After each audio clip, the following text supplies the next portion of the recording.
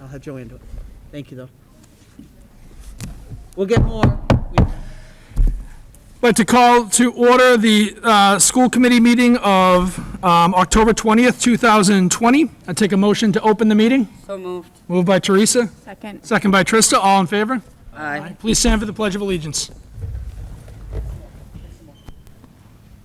I pledge allegiance to the flag of the United States of America and to the republic for which it stands, one nation, under God, indivisible, with liberty and justice for all. Moment of silence.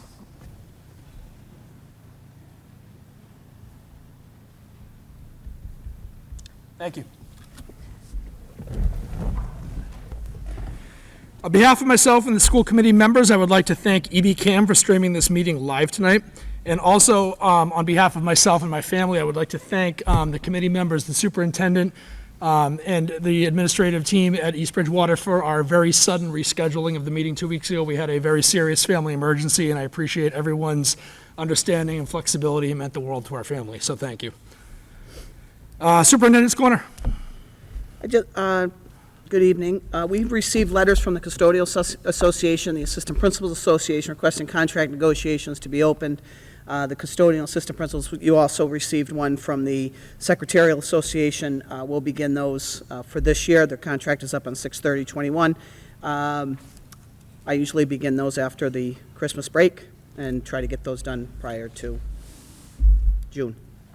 Have those in. And then we just got another one, too. Yeah, you got secretarial, custodial, and, Okay, I'm sorry. Yep. so, but, you want me to keep going, Tim? Go ahead. So before, you have, we talked about the sports fees, a couple of athletic user fees a few weeks ago. I did not bring up the music fees or the band user fees at that time, just because I wanted to get athletics. They were starting before. I got to speak to Mrs. Pavlov and got to speak to Mr. Hatchfield within that time frame. They are starting. They are going to do and get into some competitions, and they are going to go out onto the field a little bit. And I did say I got to talk to Mr. Hatchfield today. I got to talk to Mrs. Pavlov a week ago about this, and it's not going to be what they usually do.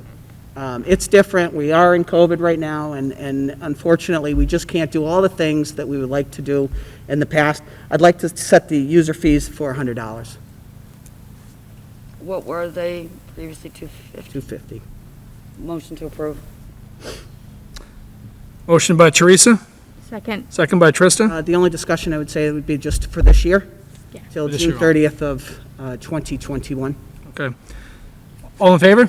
Aye. Motion to change band user fees to $100, pass 6-0. I did have one quick follow-up question about band. So I saw the state amended the Yes. To 10 feet. to 10 feet indoors as well Yes. as outdoors. So is that going to change at all how we do business with band? It is. So I was with Mr. Hatchfield today. He was Yep. saying it was much better. Yeah. He said it was, the kids they had bags over their hands outside. They couldn't see. They can't hear very well because of the wind and the cars and everything else that was going on. He said it was also very hard to instruct that way. They do have, we got nylons to go over some of the instruments, and we did buy a lot of PPEs for the band, and they are moved inside. They are working in here in the auditorium. He did tell me about that today, and they're doing the best that they can. He said the hardest part is the 7th and 8th grade teaching band with Cohort C, because they don't have a guitar at home, or the guitar lessons, so someone that's at home that doesn't have a guitar, very difficult to be in that cohort. So I spoke to John Shea about that today. We're looking into that. If anybody has any guitars and would like to donate them to East Bridgewater Public Schools, we'll take some guitars for Cohort C right now. Do you know how many you're looking for? I don't. I just know that Mr. Hatchfield just brought that up to say it's difficult. Just like sports, this is, yeah. Thank But you. yeah, I did get that, and I sent it to Mr. Sylvia last week, and I think he spread it around. I know that I spoke to Mr. Gentile. We're just getting a music teacher now. We did have a music teacher who had resigned I think on the first day of school, or right before then, and I gave Mr. Gentile the go-ahead. We got a band teacher. He's been around for about 15 years in public education. His school district is not going to do band much longer, so he has decided to come here, and we believe in the program. We believe in music here in East Bridgewater. We want to, and this guy's going to be good, so we're going to bring him in. Great, thank And you. we Guitar- talked to him today, correct? Very good. Is a guitar something that could be covered under the CARES Act? No. I don't think the Plymouth County CARES Act would say that guitars would be a PPE. But, you know, sometimes you see musical instruments, people, you know, would like to give them away, but I don't know how many I just there were. I just figured since due to COVID. Yeah. We have 25 of them, so. Thank you. You want me to keep going? Yeah, let's keep going. So, I know everybody's here this evening, and I'm not looking at you because I report to the school committee, and the school committee meeting is a meeting in public. It is not a public meeting, and I say that in a general term, that I speak to the school committee right now, asking them that we have the hybrid model. You have given us the okay for the hybrid model, and you gave us that with the task force, and in July to go into August 31st, gave us 10 days. The commissioner asked us to give us 10 more days for the MTA, so that we could have 10 days of professional development with our teachers and get them ready to be prepared to go into a hybrid and somewhat remote models that we chose here in East Bridgewater.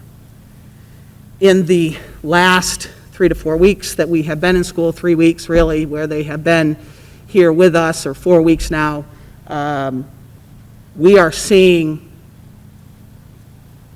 students that are doing well. We are seeing students that are managing. We are seeing students that are falling behind. And we have seen students disengage. We are not the only school district, and you will see other school districts. I spoke to all of those school districts within the last week. I've asked other school districts, of other people looking at a step-in phase. This is not a reopening. I'm not asking you to reopen in full at all. I'm not asking you to reopen in full tomorrow or next week. I'm asking you to allow the hybrid model to expand. I'm asking you to open your capacity for us to think on how to get students in and engaged with us. I am concerned with high school students disengaging with us and being home and being online and not being able to be with their social peers. I am concerned with that because there's a lot of things that we can get into as a adolescent young man or woman at home. Not that they will, but if I can finish my homework early and I can get out, I'm going to go do something else. I certainly don't want anybody to get in a car accident. I certainly don't want any child to get in trouble. And I don't want kids to get caught up in something that kids get caught up in. And I also don't want them to interact with large bodies and large groups of kids without their masks, not social distancing, and not doing what we need to do to stay healthy and safe. I am concerned with the intermediate grades of grades 3 through 6. I am concerned that they don't have the social interaction that they need. I am concerned that they're lacking in their ability to read, and their fluency is not going in the direction that we would like to see, and at the capacity and at the strength level that we would like to see. Our teachers are engaging, they are charismatic, they are rigorous. It's not the same as in person. I am extremely concerned about grades 1 and 2. They are learning to read without watching their teachers walk their fingers across the book without seeing their teachers form letters, form sounds, to see, to talk, to mimic, they will regress. I do not want that for our children. I certainly don't want that for our teachers. I certainly don't want that for our parents, and my administration team and myself are looking at it very carefully. I am not saying that we will open the doors tomorrow and fill the classrooms up. We have come a long way since August, and if anybody thinks that we haven't started to think about this on March 13th, when Dr. Williams and I sat in my office and decided for a few minutes, what are we going to do now? As we sat on a call with 250 superintendents, and then it dwindled down to the South Shore, and then it dwindled down to the Lighthouse, which I lead that group, and had to decide, do we close on March 13th in response to COVID, in response to being safe and to being healthy, and we did. We could have done a better job at our remote learning, we know that. Our teachers were behind. We weren't expecting that. We never thought we were going to send teachers home. We never thought kids were going to go home without Chromebooks. We never thought we were going to have to get hotspots. We never thought that teachers would have to be on a Google Meet or Zoom in March and April. I take full responsibility of that we weren't at 100% capacity. We worked on professional development. We've done what we needed to do. I feel the teachers are doing a good job. We can always do better. Administrators could do better, teachers can do better, kids can do better, staff can do better, we as a community can do better. Tonight, I'm going to show with my administrative team, along with the Board of Health, Sue Malloy, who's become a great partner with us, and I want to thank you for coming this evening, who has continued to work with us, guide us, keep us up to date with local and state health information and our demographics here and our data here in East Bridgewater. I want to thank Dr. Williams. She's reached out to all of the assistant superintendents of the Lighthouse Group in and around the South Shore and has asked what they are doing for their remote and hybrid models and what they are doing for their reopening steps or phases. Karen Clifford is our COVID officer for the District of East Bridgewater. She works with DESE on a daily basis, calling them on a daily basis if we do have a COVID contact in the district. She talks to Sue, I think, more than I talk to Karen. So I want to thank Karen for all of your support. This phase-in program is just that. There's no timeline because there's no timeline to COVID. But we do have, and we are organized. We have drilled it down. We believe as a team that we have the right steps in place to move forward. I wanted kindergarten in since last July 1st. I fought every day to get kindergarten in. We just couldn't make it work. We didn't have the room. But we got it half day, 4 days a week with pre-K. We're proud of those programs. 5 days a week, I'm sorry. I forget about the Wednesday. Sorry, Kate. I want kindergarten in. They're important. It's the beginning. I want the other bookend in, our seniors. What we did to our seniors last year is a disservice. What they need now is to be with their peers, get ready for college, and enjoy the rest of their year. It's hard to do at the high school level because we have silos. We have different disciplines. The courses are stretched. You have 12th graders, 11th graders, 10th and 9th graders in the same classes. Algebra 2 might have a 10th grader, might have an 11th grader. Calculus may have a 12th grader and an 11th grader. Your languages. Kids may take languages. Unified arts need to go all the way through for the credit. We know that. We're watching it. We're seeing it. Not everybody's situation is the same. I have parents who are begging us to open the doors. They have quit their jobs. They cannot go on any longer.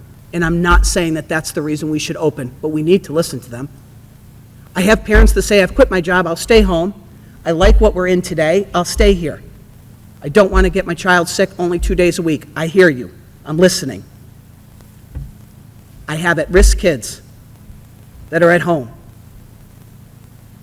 And it's not just at-risk kids with reading, it's at-risk kids that don't have food or that may even have abuse going on in that home. That is as truthful as I can be with you tonight. I'm not giving names, I'm not telling you numbers, but I have kids coming in, and I didn't have a lot of kids in the spring, but I've got kid in need now. I have self-kids that are starting to come. And as we get closer to the colder weather and being more shut into indoors, the number will rise. We have social workers working, we have adjustment counselors working, we have our principals working, we have our guidance counselors have been tremendous working. We need to get kids back. We have a STEP program. The principals are here this evening. Dr. Williams will talk about the survey, what she has found, what they have learned. Sue Malloy is here this evening to talk about our demographics, the numbers that we have. I think people would be, I don't want to steal your thunder, Sue, but I do want to tell the school committee, we are in the red. It takes 16 people in East Bridgewater to get into the red. 16. We have 2,300 students in the district of East Bridgewater. We need to make sure that we take those numbers in consideration when we talk about the Stepping In program and what it means to put 2 more kids in a room in the 3rd grade at the Mitchell School, when we know that we can fill that room up with 13 to 14 in a classroom, and we have 6 or 7 in a classroom. My principals have put numbers together. We know the numbers of students in the rooms and how many they can add on a daily basis. We've had the high school do it, and it was a chore, and a tough night, and a tough couple of days for them to do, but they put it together. I ask you to just listen. I ask you for your support, and I'm asking you up front for your support as we move forward in this. This isn't easy for our parents. It certainly isn't easy for our teachers. Our teachers can remain at 6 feet. I asked John Shea, our business administrator, to buy more PPEs. We have every nook and cranny of these buildings filled with PPEs. We're not going to run out of masks. We will not run out of wipes. We're not going to run out of sanitizer. And we just bought, and we'll be here on Monday, I'm not sure, there he comes right now, 500 more of the sneeze guards. You saw them that night, the protective desk guards, where children will sit behind. They're in the cafeterias now, and they're in classrooms. We're working to get there. We want to get there. We're asking for your support to get there. You've already given us the okay for hybrid. This is really a hybrid model that I'm asking. I'm just asking to add some kids. I know our parents are here this evening, and I know that it's 50-50. I know some of you want them back. I know some of you want safe and health, and I know some of you want us to stay where we're at. I'm not going to push any quicker or any slower than I'm hearing and that we need to go. But I think when you see the presentation, I think we'll enlighten you to, it's well thought out, it's well organized, we've drilled it down, and we think we're taking the right steps. So that's where I begin the presentation this evening. If there's any prior questions to this, I'm willing to answer, but you have it in front of you. Alexis, go ahead. I think we can do questions and comments afterwards. Sure. That's fine. Would you like the committee to move out to Yeah, the seats so we you're can gonna- see? yep. All right. Please.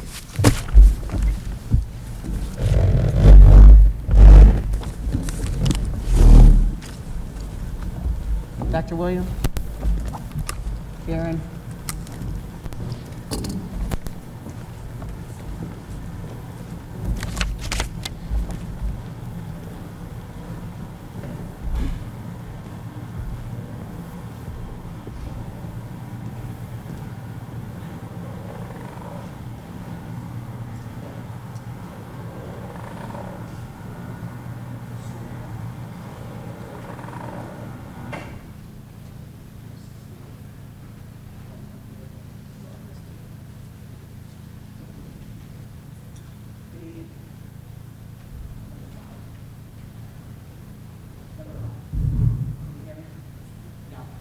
Probably better like this, right? So I'm going to pull this down. I'm 6 feet away. I'll do social distancing up here. So I know that it says, and I know that a lot of people have heard through the grapevine, however it gets out, but the only people that have seen this presentation, and the only people that have even been in an operations meeting with us is Dr. Williams, myself, Mrs. Clifford, Sue Malloy has been with us, and the administrative team. Not even John Shea. We did not let Jen Shea into the room. We just asked him to sign the checks and he come out. So as you see the numbers come up, I'm going to have Karen talk a little bit about some of the DESI information that you're going to see off the beginning. Sue Malloy is here to walk us through the town and the Board of Health information. Yes, you, Sue. We're going to have you help us out this evening. And we will take questions and comments at the end. And I know that that goes up to Tim McLaughlin. He is our school committee chair. He'll be in charge of that, and he'll allow you to speak. Dr. Williams, myself, Karen, the principals, if we need, will answer questions if you have questions and what your questions would be. Dr. Williams did put down, and you will see it, those of you at home watching on EBCAM, there is a form that you will see come up. You can email us on this form your questions. It is live. We will take it here, and the questions will be posted, and we'll give them to Tim so that he can read them out. Dr. Williams will sort of be our webmaster on that. We will continue to take questions tomorrow. I'm not sure, I didn't get the time frame that Mr. McLaughlin's going to use this evening, but he will talk about the questions and answers when we're in the comments at the end. We will tomorrow. You can always email kclifford@ebps.net, gwilliams@ebps.net, and elego@ebps.net. On the reopening. Jay Fallon is here this evening, our special education director. I didn't see you back there, Jay, thank you. He has a lot to do with this evening, not just because it's special education, because he does the inclusion model. We want all students to have an opportunity for inclusion, an opportunity to access. That's what public education is about, to be here, to be together, to work together, to mature together, to engage.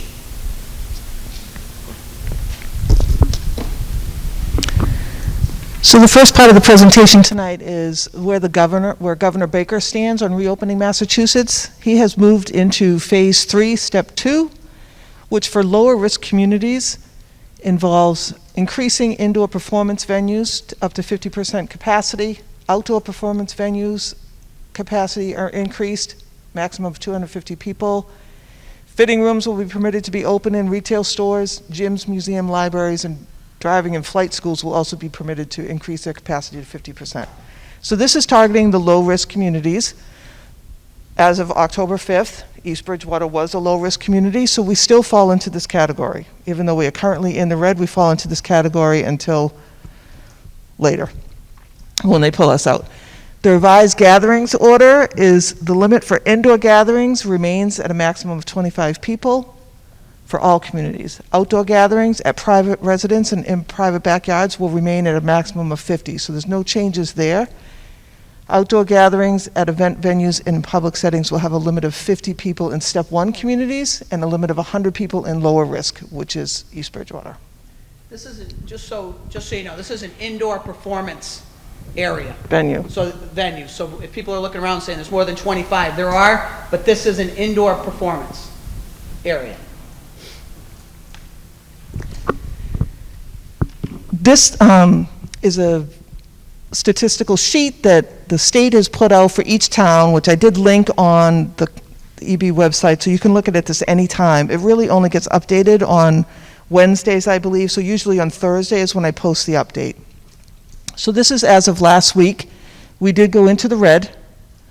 This explains our case distribution, the positivity, and the total tests last 14 days, 766, and positive tests in the last 14 days, 23. So as Superintendent mentioned, 16 is our number.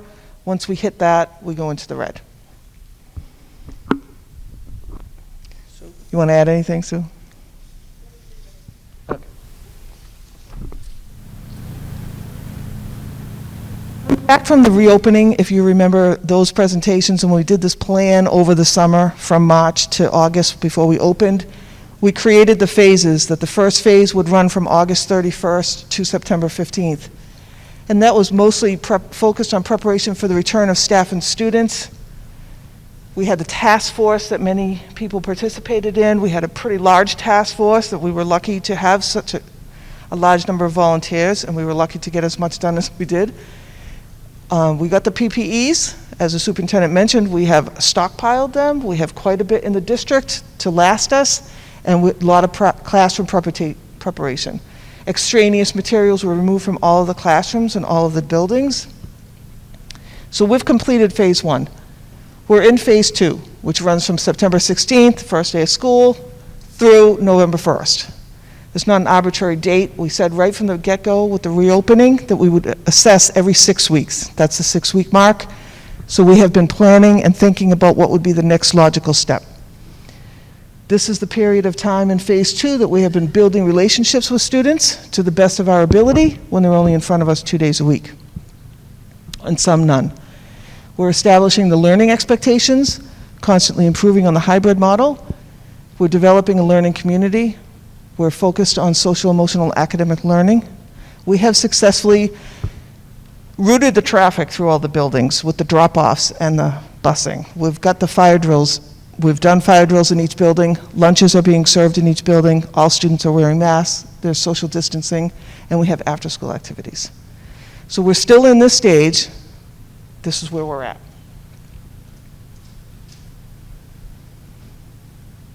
With regards to COVID cases in the schools, this is students. In the central school, we have tracked 29 student cases.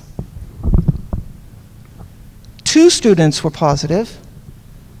3 are pending test results. 4 were isolated or quarantined because they're close contacts. 6 have non-COVID diagnosis, which means the doctor documented a pre-existing condition which resulted in the reason why they had the symptoms. And 14 students were negative. So if you look at that 29, 6 non-COVID and 14 negative, 20 of the 29 students are non-COVID related. So we're tracking them because the symptoms are very similar. Parents have been, in my opinion, very good because I'm tracking all of this. They've been very good about keeping their kids home if they have any kind of a symptom because of the safety for all. And it's really, it shows that at the elementary school, we only have 2 positive cases. The 2 positive and the 4 close contact, without giving out too much information, has been related to out-of-school activities. They've not been in-school related. It has been more family related because of the age of the children. The Mitchell School, we've tracked 21 cases. We've had 1 positive. We have no pending students right now that are waiting for results to come in. We have 3 close contacts that required isolation or quarantine, 6 non-COVID and 11 negative. So again, 17 out of the 21 students, no COVID relation at all. Junior, senior high school, 54 student cases tracked. 2 are positive, 2 are currently pending test results. 13 close contacts that required quarantine, 15 non-COVID diagnoses, and 22 negative. I think from the slide it shows that we're doing what we need to do in the school. The teachers are keeping the distance, they're monitoring the students are wearing their mask. We're not having any issues regarding those factors. And it shows in our numbers. The students that are staying home and quarantining because they have allergies or a seasonal cold are staying there. Doctors are encouraging parents to take their students to be tested. A lot of students are testing for strep and COVID at the same time. That's just what the doctors are asking them to do. This slide relates to staff. So we've had 30 staff cases that we've tracked. We have had 3 positive staff members test for COVID. 2 of them were prior to the students entering the building, and 1 was while they were in quarantine. So that is all outside of the building, none of it in. We have 2 pending test results. 3 were quarantined because they were close contact. whether it was their own child, 2 non-COVID diagnoses, and 20 negative.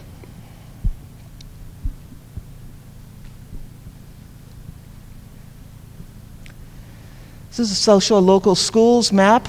Where are they all started? Most of them started in hybrid. Hull is full in-person pre-K to 5 because they had the space. Mashpee is pre-K to 3, is 100% in person. Middleborough, high needs. Only Plimpton I see up there started remote, and the ones with the asterisk are the schools that have started conversations with their school committee about what would the next steps look like, which is where we're at. Can you click on that map for me? Please. This is the map that I mentioned that we'll get the data from. It is updated weekly. Just if you close that, thank you. So this is what it looks like. You can see that we are right there, that little red one. So we are red. There are a couple of communities around us that are still in the gray, one in the yellow, another one abutting us is red. And this is updated, as I said, weekly. The state puts this out so you can see this updated Thursday. And it is attached to the EBPS website.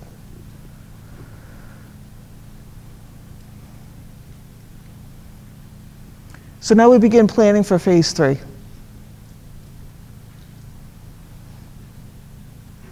It is a phasing in.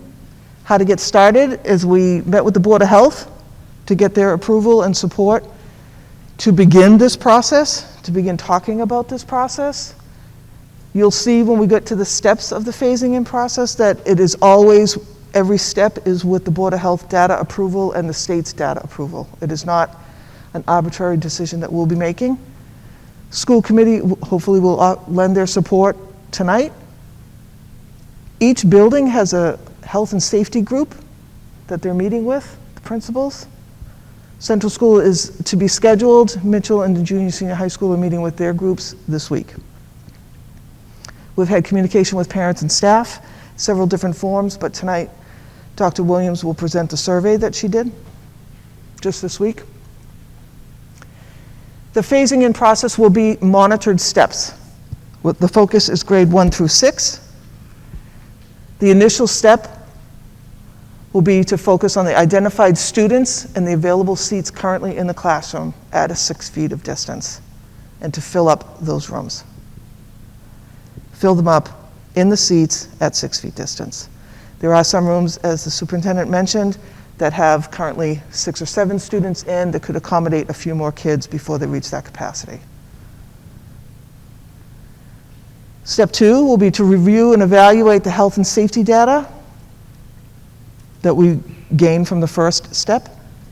Desks and current grouping of students will move to 4.5 feet. So there'll be no additional students added. Teacher remains at 6 feet. Desks and students will move to 4.5 feet. They can continue wearing their masks. They'll have the sneeze guards. Board of Health will review the data weekly to recommend if we move forward more to the next step or hold. So they will be constantly monitoring us and guiding us. The school committee will also review that information and be aware of the data. So step 3, we've moved the seats to 4.5 feet, but we added no additional children. So whatever the period of time is that we monitor this, then we will fill in those empty seats with the next level of identified students. Board of Health will review weekly and guide us. School committee will review. Step 4, we'll review and evaluate the health and safety continually. Desks and the current group of students will move to 3 feet, adding no additional students to the room, just moving the desks. So we'll be adding extra desks into the room, but not students at that point. Continue to review the data, and then that brings us to step 5. We would fill those seats.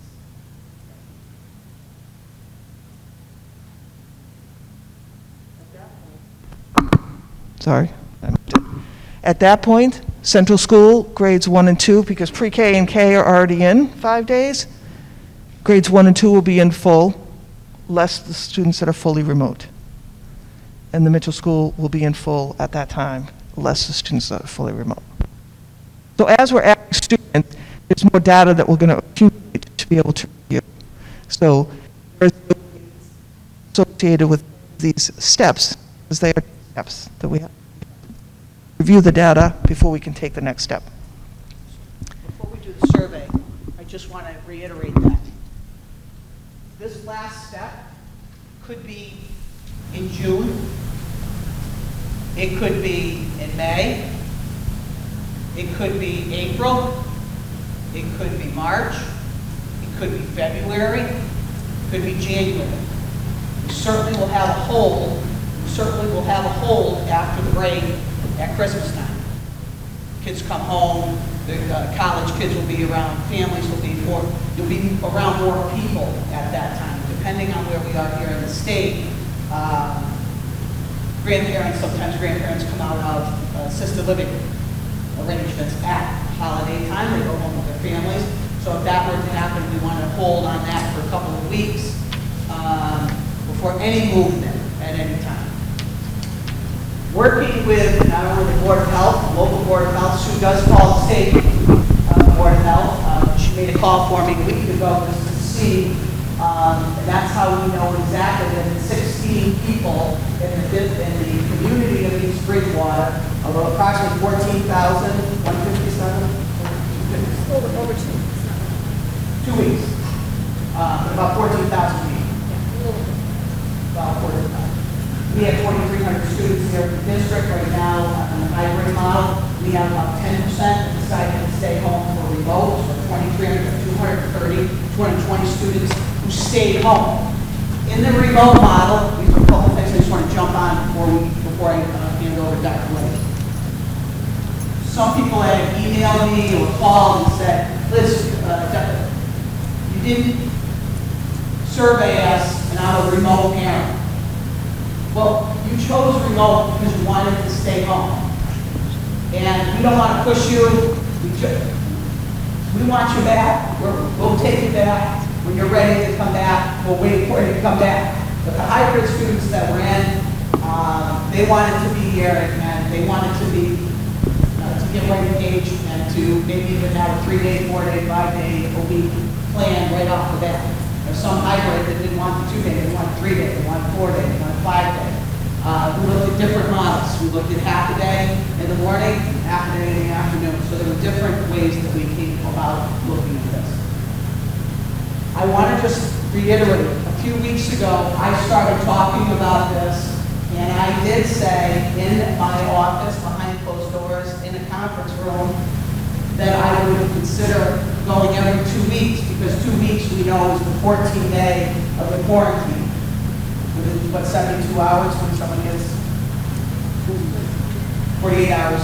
48 hours is that you go back 48 hours before the second month. Mondays and Tuesdays and Wednesday is a very nervous Nelly day for superintendent of schools and for our COVID officer and for principals. Because when our students leave us on Friday, they go home and they interact with community events, youth sports, and their own families, and their own families who go out and branch out. So Monday, Tuesday, and Wednesday for us are nerve-wracking because we don't know where our kids work. We know that a town next door to us a few weeks ago had a high school party. High school students, of course they are. They're hanging out, they get together. What do high school boys and girls do? Boys and boys, girls and girls, doesn't matter. What do? They don't wear masks, they don't social distance, they hang out together, and what happens? It's an infection. It's a viral infection. It's going to run its course. Same thing, they got a youth sports league to the north of us a little bit, hockey. What happened? We didn't do what we were supposed to do. Lots of kids, now it's run through. I was on the call with the MIA today. I sit on the board. Mr. Leonard's on the Athletic Directors Association. We know they are having a tough time thinking about, are we going to do hockey Are we going to wrestle? And are we even going to play basketball inside? I believe schools are the safest place that kids can be with that. Because we have a controlled atmosphere. And kids want to be here. If you haven't been in our schools, I ask you to stop by if you want to take a walk with me. Everybody's wearing their mask. Everybody is staying social distance. You go to Mitchell School, the kids are walking like this down the hallway. At Mrs. Burns, a lot of them are like this. Their arms are only an inch long, but they're still, or a foot long, they're still distant. We're eating in the classrooms at Central. At the Mitchell School, we don't like to put those guards up, but we're doing it. We think we're doing a good job. So yes, I did say it 2 weeks. Yes, please. So just to clarify, regardless of where we are with the opening phase, those children, students, and parents who want to resume the full remote, they have that option. Oh, yeah. I just want to make that clear. Yep, and I think that's going to do that. So whether it is 2 weeks, 3 weeks, or 6 weeks, we are listening to the data. We are listening to our parents. We're listening to our faculty and staff. And we're engaging with our principals on a weekly basis to talk about what they're seeing. We have the assessment data that they're going through right now. And we're going to be looking at some data that came out in the spring as well. And to see, have we made any progress? Are we regressing? And who are those students that we need to get a hold of? Because it's not just all about academics. There is some behavior issues that will go on being at home. It's much easier for a teacher to have children in their room that they respond to than easier than a parent for a child to respond to at home, especially at age 9. Where, Mom, I got this. Dad, I got this. You're not. This has been wrong. You're not. This is Telus. You're not. So, we're hearing you. It may not be 1 week, it may not be 3 weeks. We're going to do it with data, safety first, and we'll keep moving forward. Dr. Williams? So I'll share with you the results of the survey, and as the superintendent and Mrs. Clifford have said, this is just one piece of data that we wanted to share with the school committee, and we strictly stuck with faculty members and parents that work with students in grades 1 through 6, because initially with this phasing in, these are the people that it will be most affecting. So you can see, I first wanted to show that the data that we collected was pretty reliable because we had such a high percentage of people participating. So you see the top pie chart, and that's the parents that participated. We have more at Mitchell School just because it's grades 3 through 6, as opposed to Central School with it just being grades 1 and 2, but over 83% of the parents participating in the survey. And very similar with the faculty at Central and Mitchell School, we had over 83% participating. So we know that we casted a wide net, and we got lots of participation and input, so we know that it's reliable information that we're looking at. If we go to the next slide, it will show you just the equal distribution amongst the grade levels. So it wasn't heavy in one particular grade level over another. That's the top one is the parents being asked what grade levels their children are in, and the bottom one is the staff members being asked which grade levels they represent. So again, a nice variety of staff members participating and parents participating in the survey, so we know we have well-rounded survey results. This is the cohort distribution, and as the superintendent said, you know, why we stayed with just asking those that are currently in a hybrid, again, because those are the ones that will be directly impacted. Certainly, we could have students who are fully remote coming back in and inheriting the phase-in plan, but we felt pretty confident that if they weren't feeling comfortable coming in at 6 feet distance in masks, they probably wouldn't be ready for the phase-in at the initial onset of it either.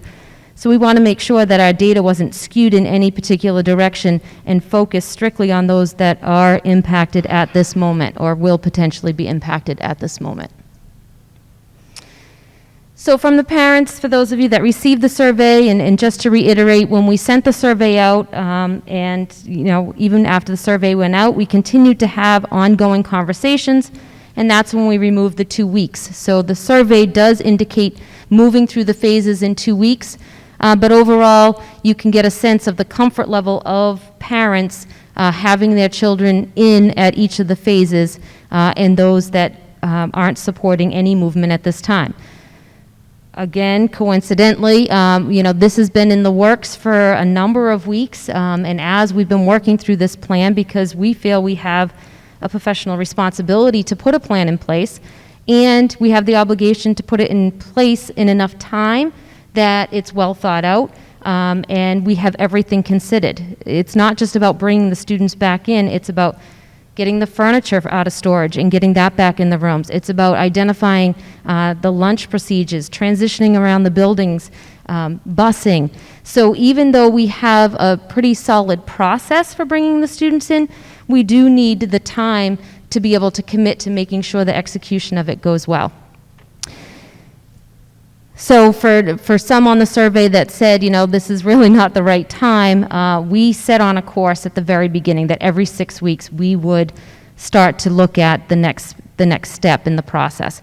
And for us, the 6 weeks was November 1st. That's coming. That's, in less than 2 weeks. We don't want to be sitting here November 1st saying, okay, let's think about a plan. We want to refine it as much as we can when we're ready to start opening up. So having this information, we need to know that the students will be here for the plan. So finding out from parents where they're at this particular time. It was nice to see because, as the superintendent said, we can start looking at those high need students and still maintaining 6 feet of distance and masks. And it was great that we had about 80% of the parents feeling confident and comfortable with that as well. You see it does go down as we go through the phases, still maintaining at 68.6% with parents feeling comfortable that we get initially or eventually we get to that 5th step in the process of the students being 3 feet apart in the classroom with their masks on. But we can't overlook that we do have parents who don't think that we should be moving towards that at this time, and that's the 19.8% of the parents that were surveyed.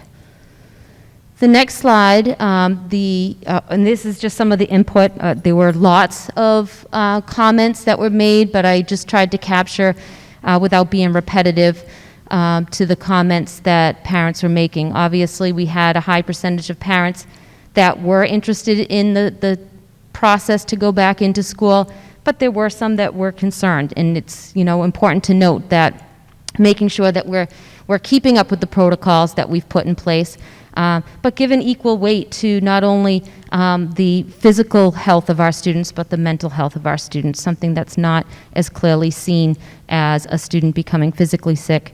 We have to be aware of the mental health sickness that could evolve, mentioning self-esteem, self-confidence, and that you can't replace the classroom no matter how good of a model you establish.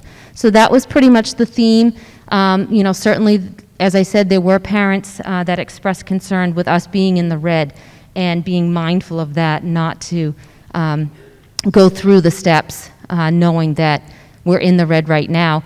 And also, we're all aware that at any point in time, those steps may need to halt. Those steps may need to walk back.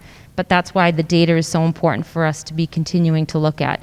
This is just to see where parents are at this particular time. The next is for the staff perspective, because certainly we have to be aware of where they're at and their comfort level, because we could bring students back, and if we don't have teachers here, it's really not very effective to have students in the classroom. So we need to get staff at a point where they're comfortable and feeling secure and safe as well. So we knew it was important to survey them. The results are a little bit different. Still looking positive for staff members feeling comfortable to fill those seats, bring those students back that are high needs, and maintain that 6 feet of distance. I don't want to read to you, so you can see as you go down, less confidence with the steps below step 1, and 34.6% not feeling comfortable that we make any movements at this particular time. And then the last slide is a sampling of the staff input. And it's really, you know, a lot of the comments from the staff were about being in the red right now. So, you know, when we put this survey together, and not being in the red, the results could have looked different. We could be going in and out of green, yellow, red throughout the entire winter and spring. So we are aware of people's concerns, and we will be mindful of that. But, you know, I think giving the teachers and the parents a voice as well helps us to make more sound decisions as we move forward. So just a little sampling. And like with the parents who were not in support of the students coming back now, there were staff members who were very comfortable going right up to step 5 of the return to school. So I wanted to make sure that I highlighted some of those as well, because there were staff members that did want to point out their concerns for students who receive special education services that need more in-person time, and the students who need more of the social emotional support.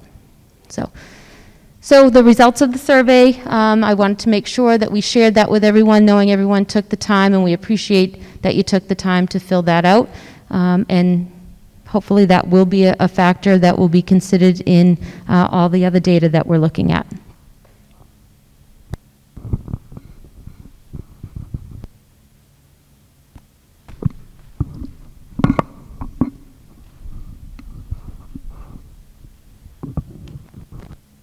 So back to just a recap. Our initial step would be to add identified students at 6 feet spacing. Step 2 would be to move the desks only and add no additional students from 6 feet to 4.5 feet. Step 3, add additional identified students at the 4.5 feet to fill those seats. Step 4, move the desks again from 4.5 to 3 feet with no additional students. Step 5, add additional identified students. This would all be based on the guidance from the Board of Health and the school committee and the data that we collect so that we can move through the steps fluidly. Another look at it is a tier approach. 10:20, we have school committee review to begin the phase 3 monitored steps. Step 1, 6 feet. Step 2, move to 4.5 with the same students. Step 3, at 4.5, add additional students. Focusing on the identified students based on the building administration and the teachers in conjunction with the special ed department. Step 4, move to 3 feet, same students. Step 5, add additional students. Then we would seek school committee approval for the full in-person, and that would take us to our final step of bringing in the junior, senior high school in at 3 feet. Kindergarten would resume full day, 5 days at that time. So the additional details, or the things that would fill in some blanks that probably people are thinking of, the teachers, as the superintendent said, would remain at 6 feet throughout the phases or throughout the steps. Wednesdays would remain in person for pre-K and K as they are now. They would remain remote for grades 1 through 12 as they are now until the final step. At that time, when the junior, senior high school is all in and kindergarten is a full day, Wednesdays will move to a full day in all grades, all buildings. Students can opt for the full remote through the phasing plans. Returning from remote to hybrid or full in-person requires contact with the building principal and a 4 to 6 week waiting period. That's been from the beginning. After the December break, we will add no student additions to the classes to consider winter colds, etc. Junior, senior high school returns in full, less the fully remote students, in the final step. Desks will be added to the classrooms at the junior, senior high school simultaneously with the other buildings, although no students will be added until the full in-person. K will become full day at that time. Lunches, snacks, and mask breaks will continue as planned with the addition of individual student sneeze guards. And again, it's based on the guidance from the Board of Health, school committee, so that we can move through the steps fluidly.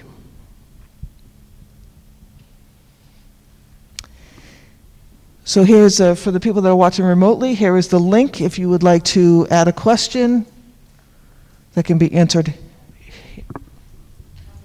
immediately. You'll send it up to, okay. So.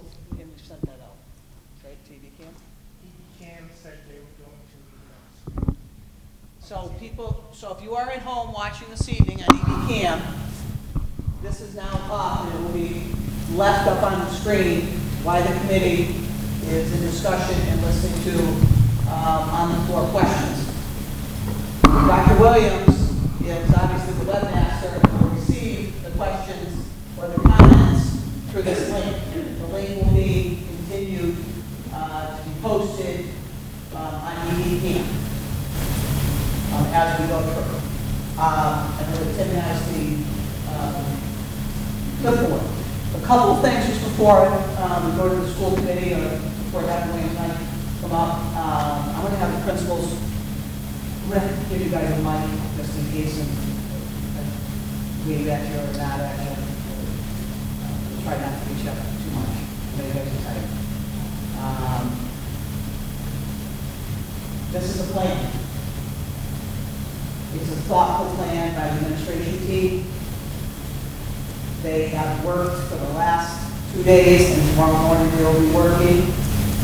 Tomorrow at 1 p.m., Dr. Williams and I will be doing a PA with all of our staff, faculty, and our staff. We'll have a Zoom meeting with Dr. Williams and I to review this presentation and to talk to our faculty and staff, because we want their input, and as Dr. Williams said, you can't have classes without teachers. But we will remain, and if teachers want to remain 6 feet, they will remain at 6 feet. And we have that room in the classrooms, and the principals did go out and make sure that we still have that room as we add additional desks. We do have desks that are in our gymnasiums, at Mitchell School that are tanks, and at we have TJ Smith, as you know, who's rented. We have desks down there that are in a storage tank. We are going to add desks as we begin the initial phases so that it doesn't come as a shock as the desks start to come back to our custodial staff, who's done an amazing job of cleaning our buildings, keeping them clean at all hours of the day from morning through the night. They are doing, wiping everything down, including my office, on a daily basis. On an hourly basis, they come through for doorknobs and windows and just the doors. And they're doing a tremendous job at the building. But they are still the staff that we're going to use to bring back the furniture. We want to bring it simultaneously back so that the rooms will start to go back to normal. Again, a reminder. Start at 6 feet, the same kids in. As we add additional students, same students, 6 feet. Might have another row of tables in, and then we may say we're going to 4.5 feet. If we are ready, we go to 4.5 feet, we remain with those students. No additional students until the Board of Health and the school committee hear from me to ask, I'd like to move forward. If we are in good space, we go again. Stay at 4.5 feet, stay with those students. Additional desks are there, we add additional students. It may be 1 additional student to grade 3. It may be 3 additional students to algebra 2. It may be 2 students to grade 2 in 1 classroom. We hold 4.5 feet, additional students, no movement, no nothing. And we wait, and we watch to see how that goes, and we move. So it's a thoughtful plan. Principals have done a tremendous job. Karen and Sue Malloy putting that, thinking of how we move is great. Dr. Williams getting that information for us.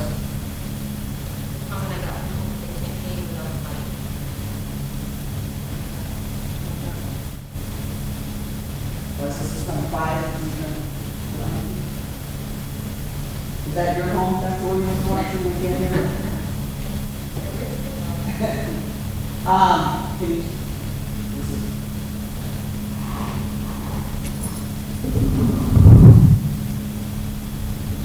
So again, we're not going to, we'll go very, very programmatic, organized, drill it down slowly.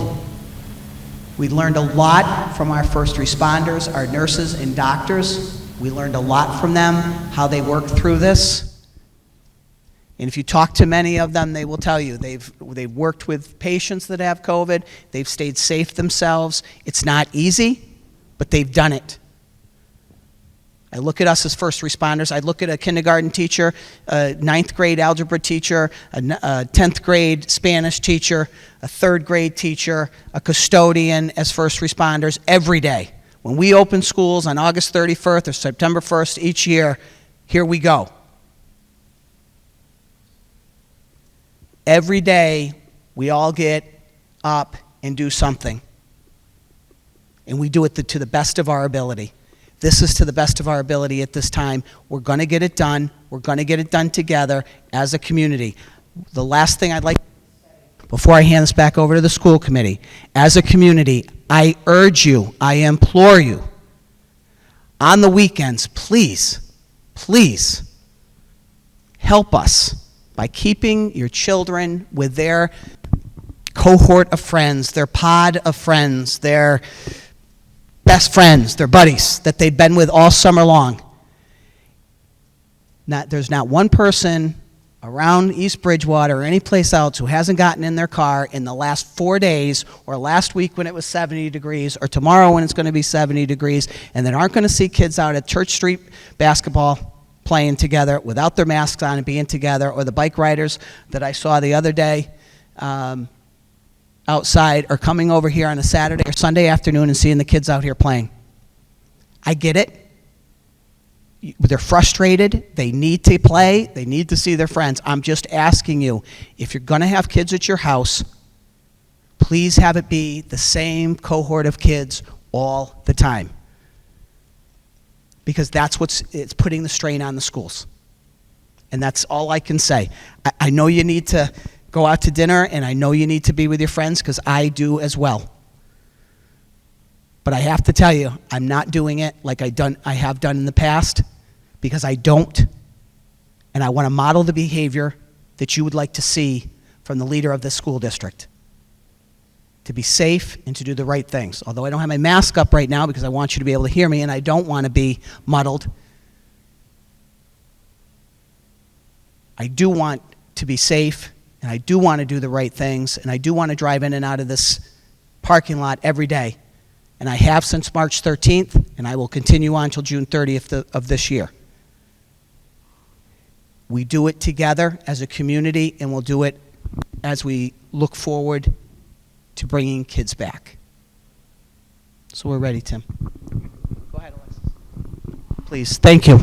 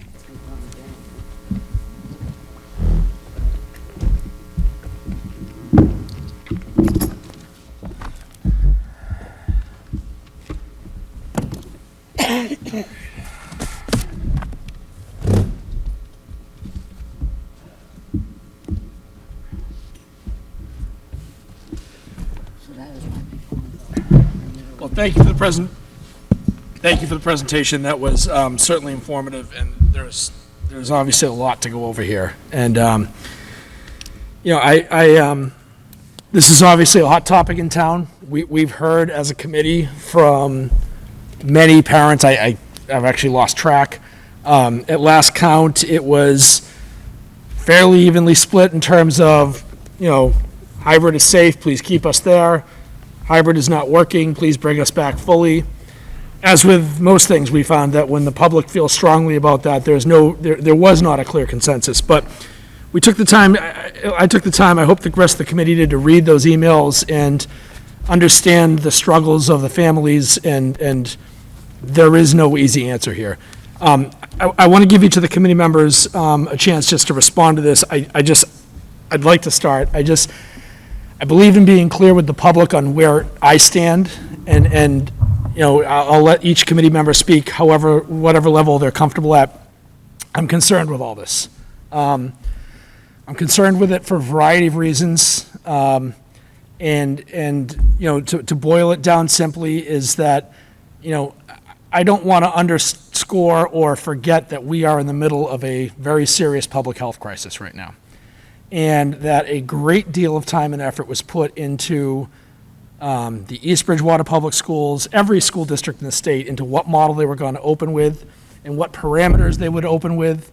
We worked with our teachers at length this summer to agree upon safe working conditions and how we were going to support our staff and our kids.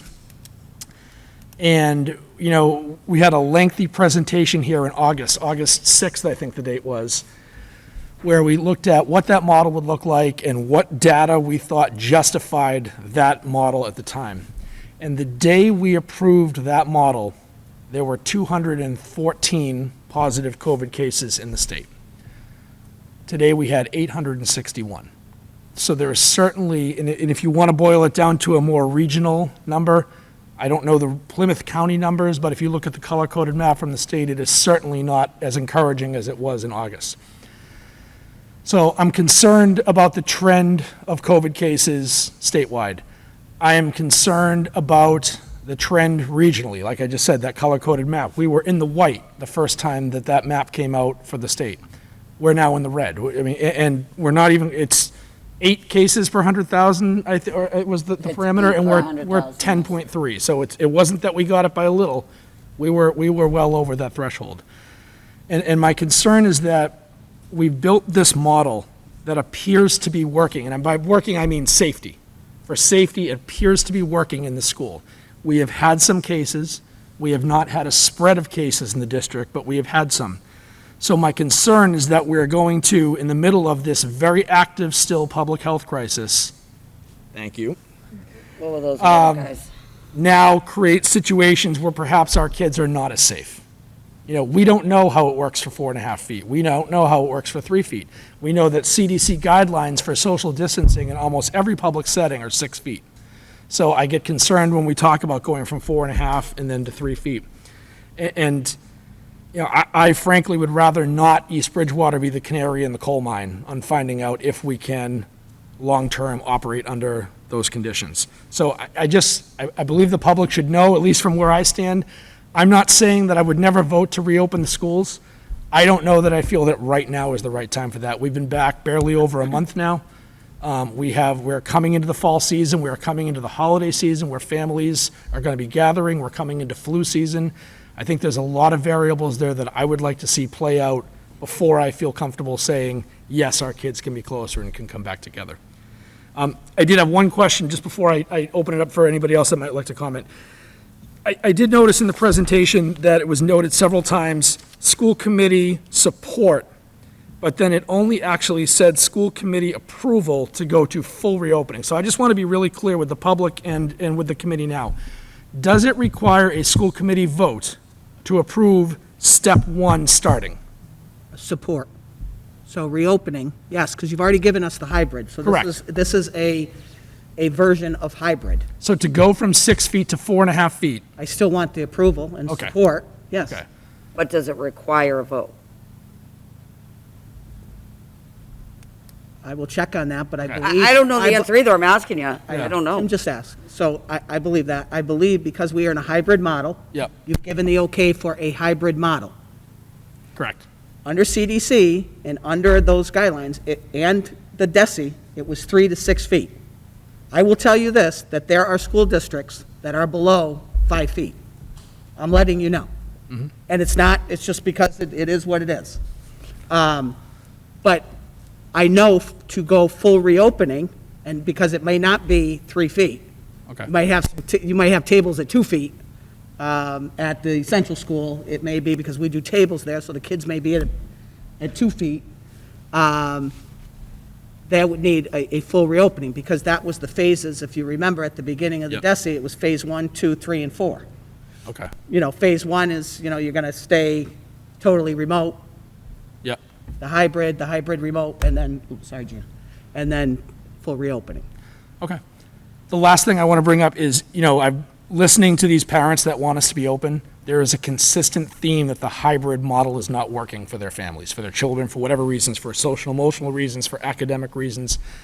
And I think we need to be very careful, because even if we started tomorrow, it's going to be several months before the high school is fully reopened, before all our kids are back at the elementary level. The hybrid model is not going away next week, even if we started this tomorrow. So I think we need to spend a lot of time listening. We've talked about this, what's not working with hybrid, because we still need to fix what isn't working for these families. So I think we need to spend some time listening to, at every level, what's not working. Sure, and I just wanted to say, the schools are not the super spreader Right. that people thought it was going to be in the fall. We are not the super spreader. It is the communities, and it's the things that go on outside of our control. Yep. Number one. Number two, I think I said exactly what you said. I said it could be June that we could be in. It could be January that it starts, that we could be full in at the high school. I don't know how long it's going to take, but I certainly do not want to be behind the 8 ball when we can possibly start to open the doors and say, let's get some kids in here, and let's work on their reading and their behavior and their vocabulary and their fluency, and let's get them out of a home that we believe that is distracting. Sure. I also did say that I take full responsibility of the spring. We were not prepared. I don't think any school district was prepared. I don't think the colleges were prepared. I don't think the Bank of America was prepared, because when I went to cash a check, there was nobody at the window, there was nobody there, and so I don't think the banks were ready in April. But we are here now, and we are doing the best. The MTA, the Commissioner of Education, asked us for 10 days, the entire Commonwealth. We gave them 10 days. So we're behind the 8 ball already, 10 days on August 30th first, and then we did a lot of PD. Our principals, Dr. Williams, they did everything they could for iReady, Flipgrid, what else you got? Edpuzzle, everything that we've got going on. John Shea is at ordering hotspots on a daily basis to make sure that our families have hotspots so that they have internet at home. But if you've got a mom and a dad and 3 children, or 2 moms and 2 dads, or a mom or a dad who have to work from home using technology, and their kids working with technology, it's very difficult. And if I have a child that needs me every step of the way, I can't get my work done. And that's what we're hearing. And I'm not saying that that's our responsibility, but I find it my responsibility. And I certainly understand what you're saying. Tim, I want to be the model school district of the Commonwealth. I want to be the model school district in the South Shore. I told the South Shore, the Lighthouse superintendents on Monday morning, or last Tuesday, that I was going to come to you with a reopening step-phased program. The reason I told my colleagues is because I did not want them to get hit beside the head tomorrow morning when this goes out on Facebook and social media, and if the Enterprise or anybody else picks it up. I want them to know that the East Bridgewater Public Schools is listening to their parents and to their constituents, and also to our students that would like to come back. So I did talk to them, and I did ask them. And Hingham is having this conversation. Pembroke is having this conversation. Silver Lake is having this conversation. Duxbury is having this conversation. So I don't think we're the only ones having this conversation, and I don't think the the 60/40, 50/50, 70/30, whatever it is, I don't think we're uncommon to those districts. I think that if we could get in, we would be in, and I don't think you would hold us up on that. I do think that if we could be in, you'd say, open the doors and let them in. I want to be cautious too, and however long that takes, it takes. But I do feel we have a responsibility to talk about this, to hear from our parents, and as Dr. Williams said, let's have it ready to go. And when we're ready, go to 4.5 feet, but we hold. And I think that's what I think that the jambalaya comes from, is that we're at 6 feet now. If we add a couple of students over the next couple of weeks into each classroom, 72 classrooms, 44 classrooms, and 32 classrooms. It's a lot of classrooms that can hold, at the high school up here, we can hold between 19 and 21, depending on the classroom that you are in, of students. On a given day, Mr. Sylvia can tell you he has classes of 18.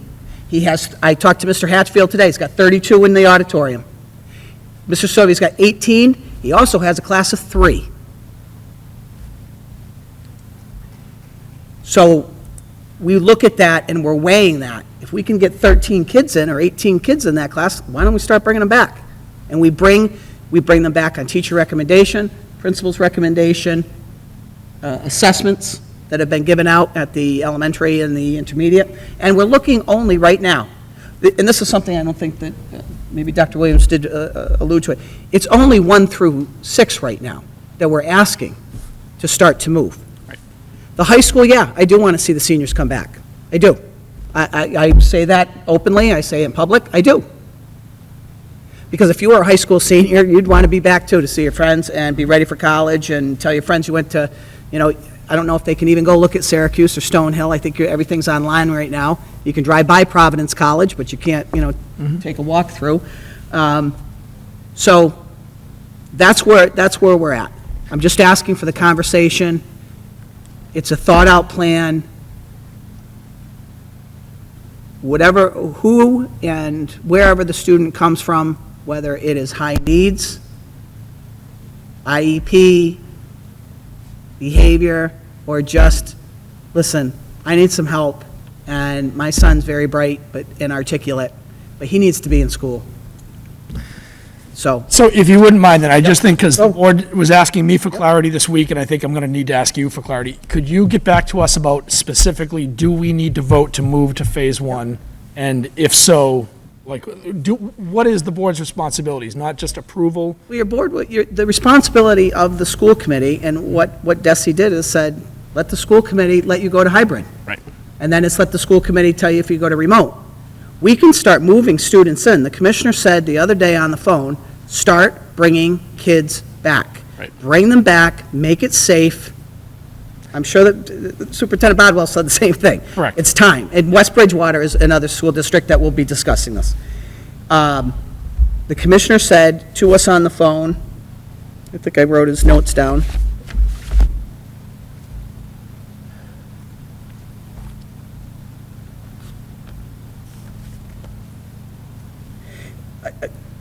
Russell Johnson informed the members at the recent meeting of the directors of special education. He encouraged them to limit the need for compensatory services. Compensatory services means get kids back in school because you're going to have to owe them something at the end. We don't want to owe kids because they need it today. It's not owing them. It's not giving them money. It's not. But if a student needs speech, if a student needs organizational skills, if a student needs help, they need it today. We've already given them. We already owe them so much from the spring and the summer. Am I correct, Jay? So that comes from Russell Johnson. That is the head of special education for the state. And I don't think many of us, and I don't want to speak for the board, but I would guess that we wouldn't argue much with bringing high needs kids back that don't change our social distancing measures or our numbers significantly. I'm talking about going from 6 to 4.5 feet and 4.5 to 3 feet. I think we Please. each need to speak individually, Yep. so. And just the other thing that he did say is, one of the questions to the commissioner was, parents want to move children in and out of the remote and hybrid model. How do we do this with the social distance space limitation? His answer was, I hope that you can move students in and out when you can. It's not fair to ask parents to make a year-long decision when we have so many unknown factors. So the commissioner is supportive of us. I have his number, his text number. He tells us to text him all the time. I will text him tomorrow morning, and I'll send him, I've already sent this up. Russell was his webmaster, like Gina is our webmaster tonight. Russell was actually running his meeting the other day, and I sent it to Russell, and Russell said, I'll bring it to him, Liz. And, you know, he was very, he's very supportive. He acknowledged that things have settled down with students returning to school. He also informed the members that there are certain unique community situations that can cause the metric to be recorded as red, such as jails, such as assisted living homes, hospitals. If you have those in your area, that will increase your. So those are things that we talked to. And Sandy Nelson, Dr. Sandy Nelson from Massachusetts General Hospital, confirming that schools are not the source of transmission. Her research supports the concern that gatherings in hospital break rooms or teacher rooms may be a source of transmission because they're taking off their masks. Our teachers are not. They don't even go. I don't believe they're in the break rooms. If I look at the principals, they're not really in the break rooms anymore. They're staying in their rooms. They're eating in their rooms. They're, you know. I don't want to take up any more time. I want to be able to have others comment as well. So Trish, you want to go first? I don't care. So I think perspective and an ability to relate to a perspective is always important. So I sat on the task force throughout the summer because I wanted to not only be an informed community member, but I wanted to be a voting school committee member who knew the intricate conversations and steps that were taken to develop this plan, rather than come to a meeting and just be presented with, you know, here's what we did and here's what we are, where we are. So I, unlike Tim, do feel comfortable with moving forward with the plan. And, you know, I do have a different level of concern, which Liz has touched on, the high school students. In my opinion, right now, I feel that every kid is a high-risk kid for different reasons. And folks, please. And just to give a little more context, because as a school committee member, we're charged with representing the community. And sure, I'm a parent, and I have 2 kids in the high school. So people could look at me and say, well, of course she wants the high school kids back. She has 2 kids here. However, I have worked at home for 20 years almost, so there's no impact on my work schedule. I don't have daycare issues. I have 2 very diligent, high-achieving sons who don't need me to help them, who don't need me to find them a tutor. I don't have Wi-Fi issues. Long story short, I'm very blessed, and my small little world has not skipped a beat, thankfully, because of the impact of this.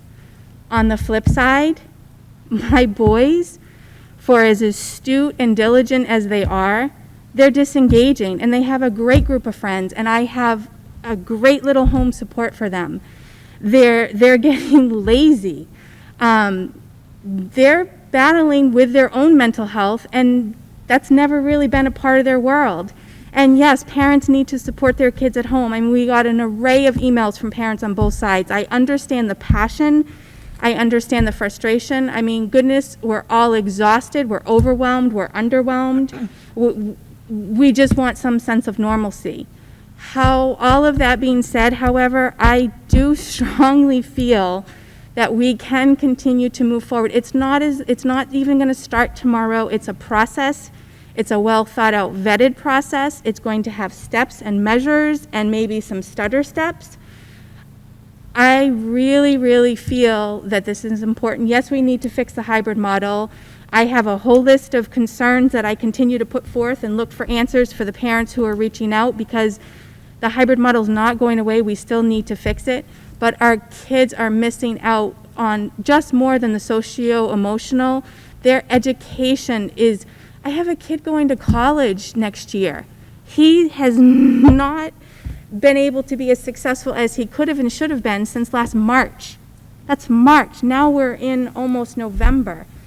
We are doing such a great disservice to our kids, and I was going to try and not talk with my hands, but here I go. We are doing such a great disservice to our kids, and I think we can do this safely and responsibly, and I do not feel that our administration, our school leaders are going to throw caution to the wind and make an errant, uneducated, unsafe decision.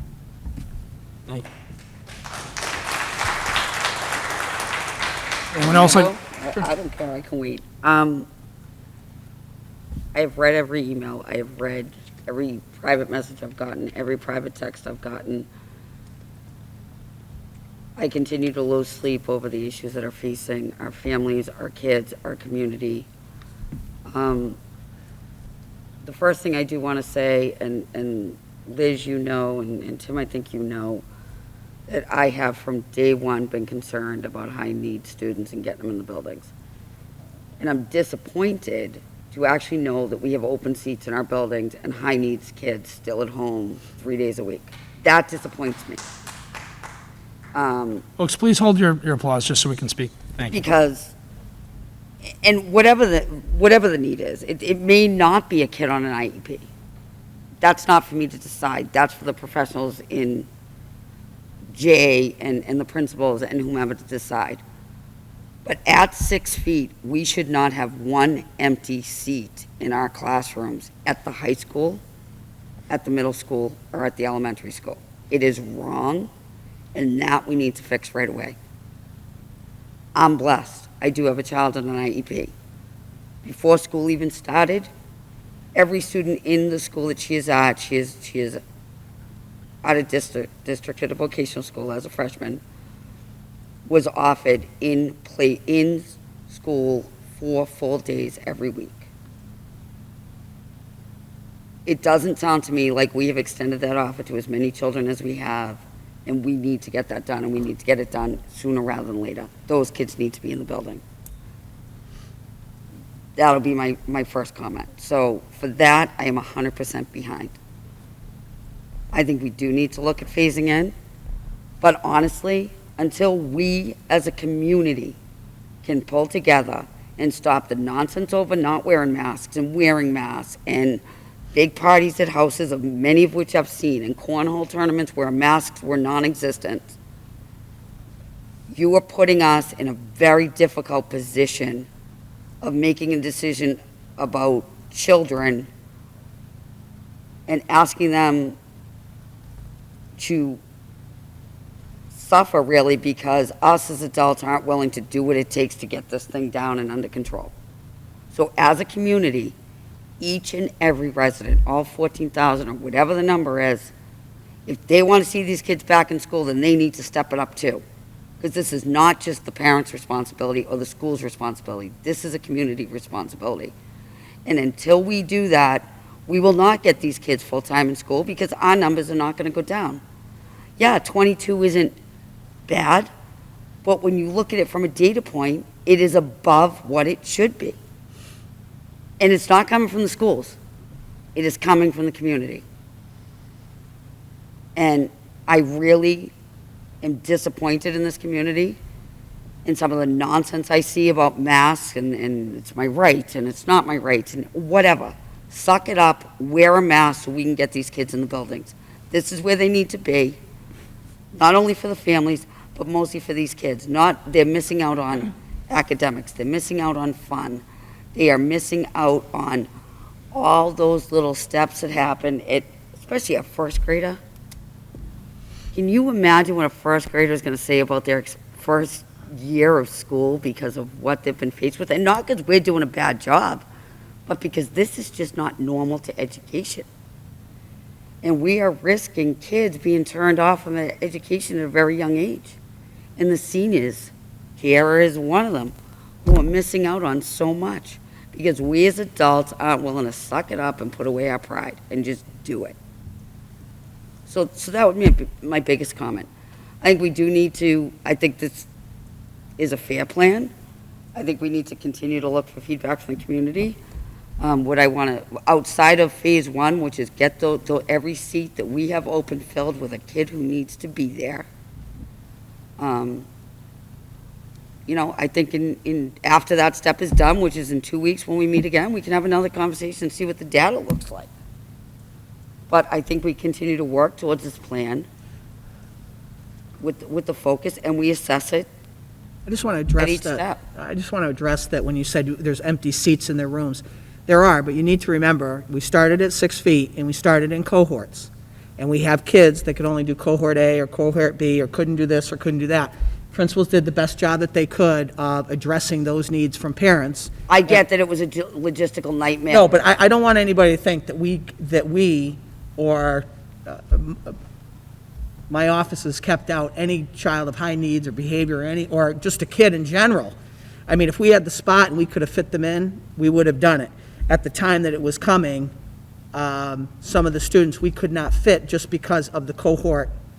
And if their brother or sister was in cohort A, we said, you got to be in cohort B because this is where your classes are. It just didn't work for the parent. So we had to say, okay, you're going to go cohort A, which then loosened up, or you might have had 4 kids in 3rd grade, and in 6th grade, you might have 9 kids. So it's just, It's a logistical nightmare, I that's get right. it. And that's why the high school takes so long to move kids around. But we need to fill those seats. We need to get those kids in. And we are. We just have to. They are going to lose way too much and regress too far, and we're not even going to be able to catch them up with extended school year or summer school, whatever we call it these days. Thank you.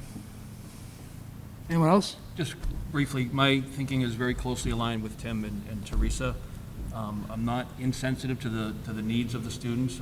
It's certainly something that I think about quite a bit too, but I also have to face the fact that we're facing a once-in-a-century medical crisis, something that I've never seen before and Knock wood. alive has seen before. And I think that immediate need takes precedence over just about everything else.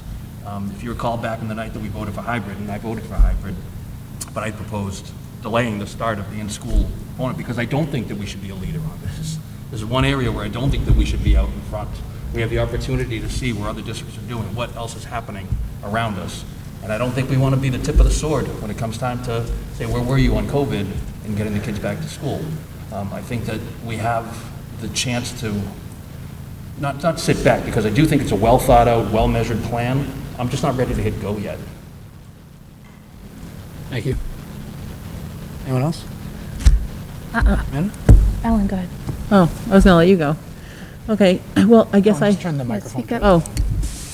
Is that better? Better? No. I think it's off. Hold on.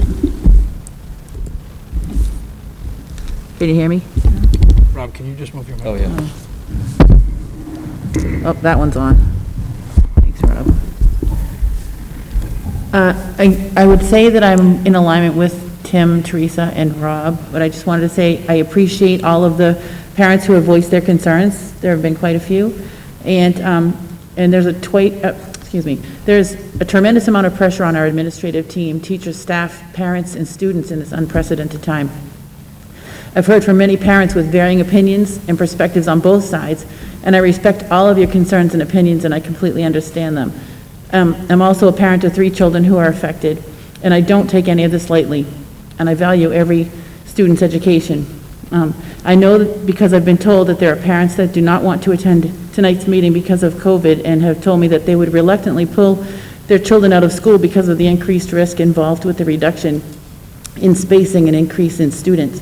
Many parents were somewhat comfortable with the hybrid plan because of the 6-foot spacing. Many of those parents were accepting of the fact that we are in this hybrid model and therefore have not vocalized their frustrations until now, which was some of the emails we got and some people that contacted us, because we were starting to talk about the phase into school. I just wanted to put that out there because not everybody might know that. And I do believe that we should add those students that might need additional in-person time to fill the seats that we have that are empty. That's it. Can I just, Ellen, that's a very valid point. I too have had fair amount of feedback that said that they would pull their kids totally if we were to push that limit past the 6 feet. Yeah. Good point. I did forget that, but thank you for bringing that up. I just think, I just think we shouldn't, I feel like it's not really fair to force parents to choose between full in-person versus full remote, or, I don't know. I don't know, it's hard, it's a hard decision, no matter. There's no good answers in any of this, just a bunch of bad choices. Yeah. I don't think anybody's asking you to do that this evening. We're just asking to phase in approach. I also have had parents on both sides of the aisle, but I also have had parents, and as a public educator, I am concerned with parents pulling their children out of public education and going to private.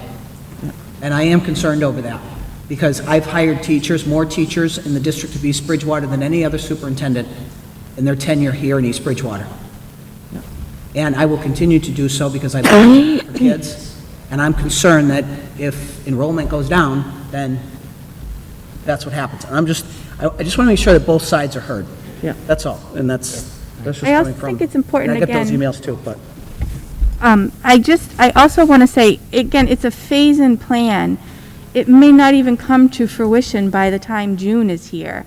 So I just advise caution that, I mean, like I said, there's strong passions on both sides.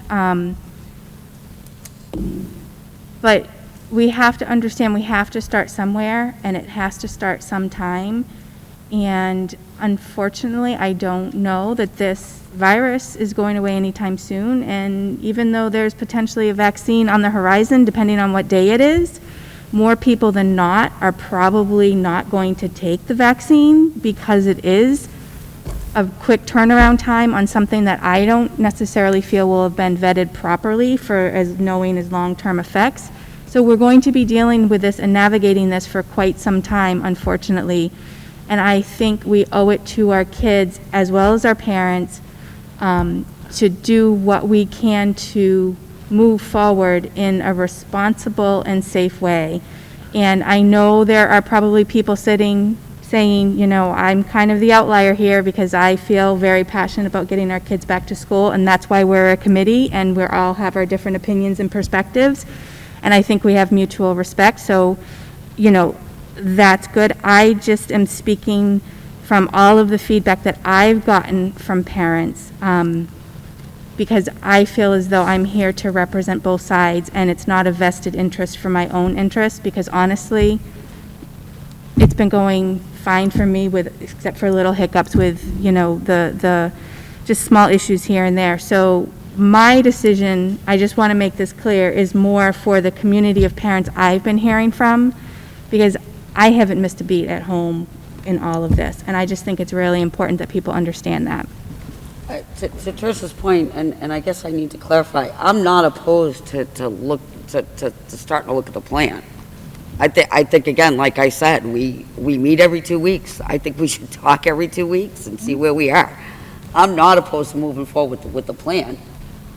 I just think we need to continue to. Well, it's not every 2 weeks. It could be 6. No, but I'm saying we meet every 2 weeks, Yeah. so there's always time to talk about it, is my point. I am not opposed to moving forward. I just think we continually need to be mindful of the numbers, and unfortunately, right now, we're going in the wrong direction, and I think for those who really want to see these kids back in school, I think everybody needs to step it up, talk to your neighbors, talk to your friends, stop the big gatherings, stop the non-mask wearing, and we can get there. But if the community doesn't do their part, then we can't really do ours. Did you have anything you wanted to add? Yeah, I just want to close at least this part by first, hopefully, I know my colleagues agree with this, but thank you to the administration for working so diligently to put this together. I'm sure that we all appreciate the proactivity of this plan and starting to discuss this rather than needing to make a decision in a split second. I again want to thank the staff who've made our returns to school in this new way as reasonably seamless as it could be.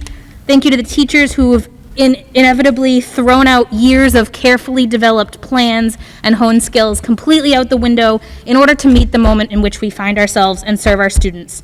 And thank you to the community members who have contacted us and who have been flexible in realizing that in so many ways, and I hear this all the time, we're continuing to build the plane as we fly it. We're all learning new things every day. As a community member, as a school committee member, in my job as a college administrator, I'm hearing from parents and students it's the same way.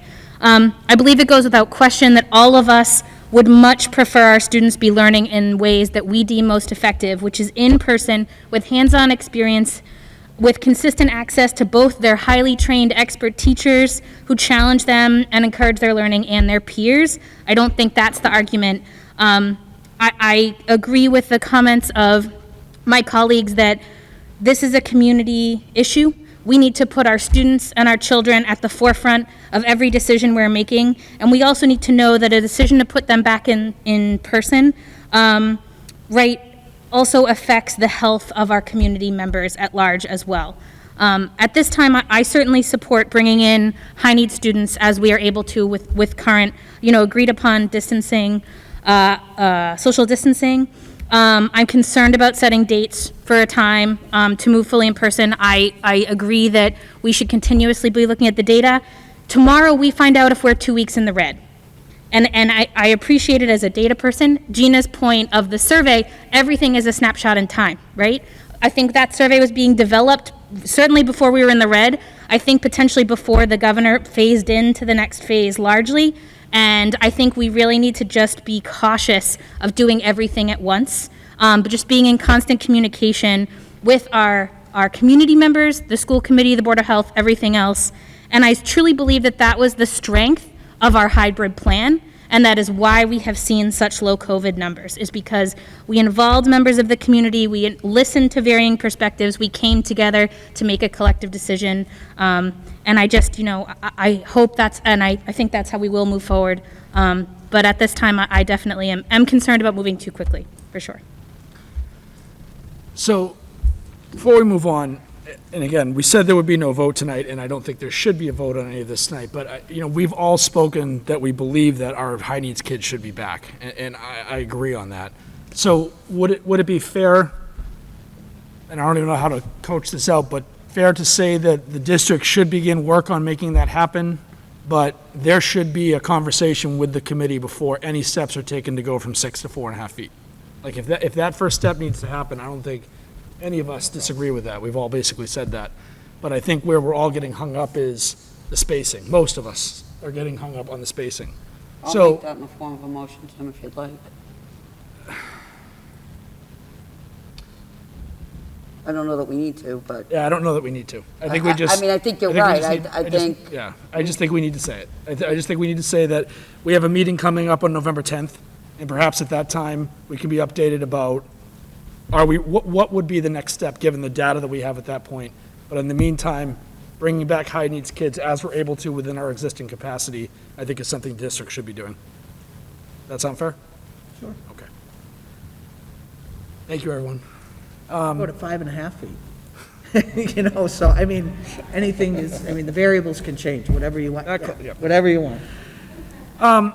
We do have a few other reports and discussions before public comment, but if you all wouldn't mind, I think I'd just like to go to public comment because these people have been good enough to wait here for a long time tonight, and I don't want to keep them longer than we need to if they'd like to be heard. So the forum for public comment is that we have a timed length of time for each speaker. We have actually 4 speakers lined up for tonight. A 5th had to leave, and 15 minutes allotted for public comment. So we can do 3 minutes per speaker. And what I'll do is I'll have the timer, and I will just, you can come up, and we'll call you up one at a time, and I'll just let you know when there's 30 seconds left. So I'm sorry if I interrupt you by saying 30 seconds if you're mid-sentence, but I want you to know where you are in your 3-minute allotment.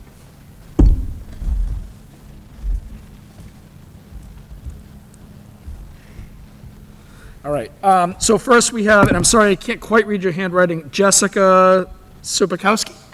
Did I say that right? You did. Okay. Good job, Jim. And I'll, Cheryl, would have. Okay. It's really not related, so we can do it whenever. That's fine. Did Cheryl leave? Cheryl. I can just pull this down for everyone to hand. That's okay. I just wanted to preface this with a little bit about my family. I have two daughters in the central school. They are currently in 1st and 2nd grade. We have been in this school district since preschool. We have had nothing but an amazing experience for every teacher. Every experience we've had in the school has been amazing. My girls have thrived throughout the years, up until now. They've been out of school since March, out of the brick and mortar. They are 6 and 7 years old. They are regressing in their handwriting, their reading. My 7-year-old has to need an assessment, and I don't know where she stands, whether she is high risk to go back in, where she counts because she's not currently on an IEP yet, and she needs to be in the classroom. I know that I speak for a lot of families who feel this way, and I understand the concerns. I care about the health of this community. I've lived in this town for over 10 years. I care about everybody here. If you look at the numbers of the in-school cases and the % of parents who want their children back, we feel like we don't have a choice. There's a choice if you want to stay remote, and that's great for those people who want to stay remote, and I support that. But we as people who desperately need our children in school feel like we don't have a choice. Both of my children's teachers, their 1st and 2nd grade teachers, I know want them in school full-time. We want them in school full-time. I think administration wants them in school full-time. The majority needs to be heard here and understood our feelings and what we're suffering at home. Our kids are crying every day. They are begging to be in school, and that's not normal. We're sending them to different cohorts, different pods of students. We're exposing them to more children by only having them in 2 days because we have to work full-time to survive. So they're going with different students, they're going with grandparents, they're going to other places that provides a larger exposure to their classroom on their Monday, Tuesday that they're in school. Because Wednesday, Thursday, Friday, I need to find a place to go, for them to go, so I can work full-time. And I just think we need to use common sense, and we need to go in a phased, slow approach, but take what the majority of the parents are saying and use the survey. Hear our voices, because we don't feel like our side is being heard. That's all I have to say. Thank you. Thank you. Next up, we have Jared Murphy.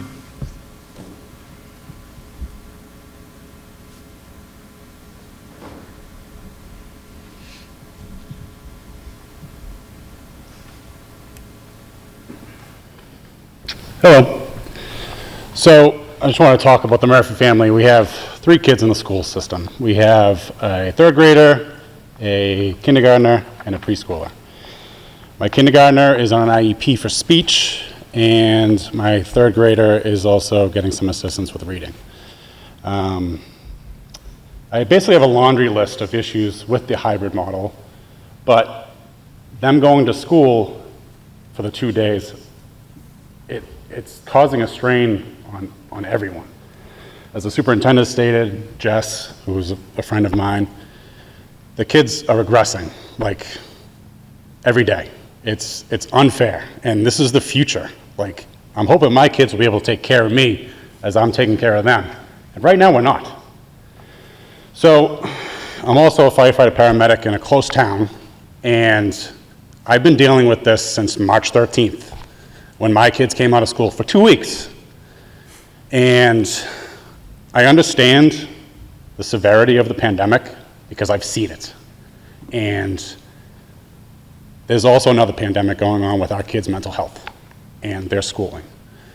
So I'm totally in favor of moving forward slowly, but I think everyone that's sitting in this auditorium would probably agree with me, we need to move a little bit quicker. Yes, we do. So I don't know how much more you need a person to be involved with this pandemic than myself, but when I asked my kid to spell a 3-letter word who's in 3rd grade and can't spell that, that's an issue, and we need to move forward. So yes, the community needs to suck it up and wear a mask, protect each other, but there's a greater issue here, and I just hope that we can move forward sooner. Thank you. Thank you. And thank you for what you do, Mr. Murphy. We all appreciate it. Jill Cleary.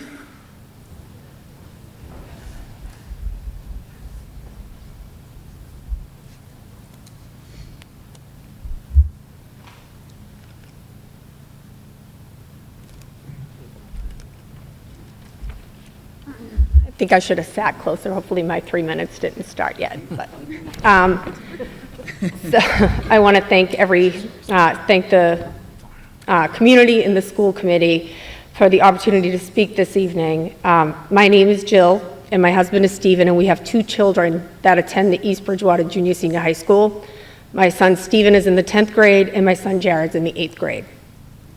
I'm here tonight to urge the school committee to allow our children to return to school as soon as possible.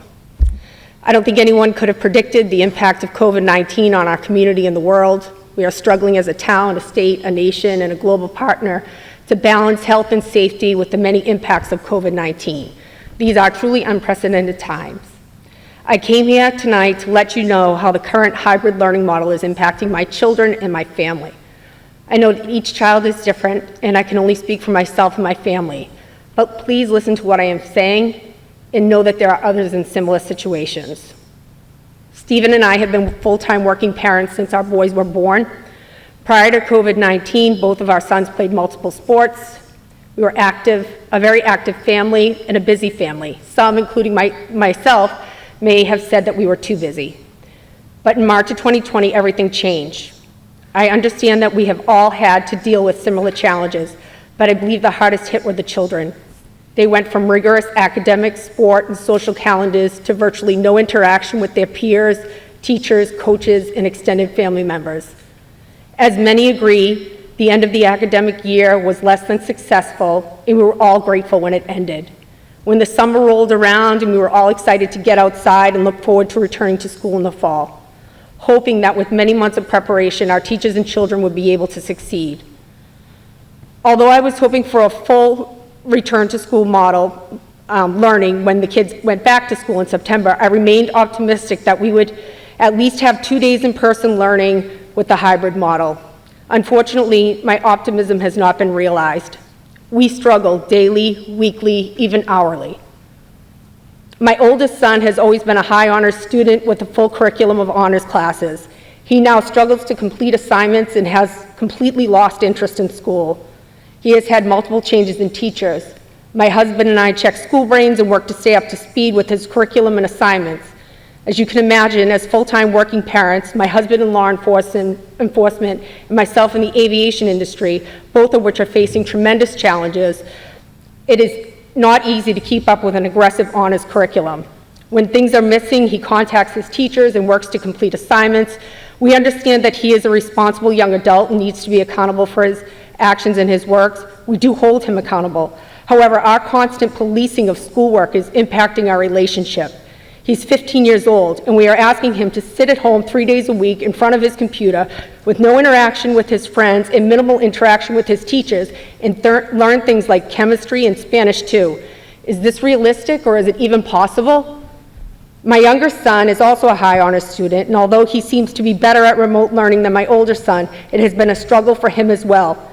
He will complete his assignments long before the allotted time period is over and have 2+ hours of free time in the middle of the day. Of course, we ask him to review his work and start other assignments or read, but he's running out of things to do. These struggles we are facing as parents and as a community run deep. These children are losing out on their education, social development with their peers, learning perspective from their teachers, and advice from their coaches. The psychological and social implications of keeping these children out of school 3 days a week are far more dangerous than the fear of catching a virus for many people. Let families decide. If they're willing to return to school full-time, in-person learning, allow them that choice. Many families are struggling in silence. No one wants to air their dirty laundry and talk about challenges that children and family are facing as they navigate through this frustrating and unprecedented time. We need your help for our children. Thank you.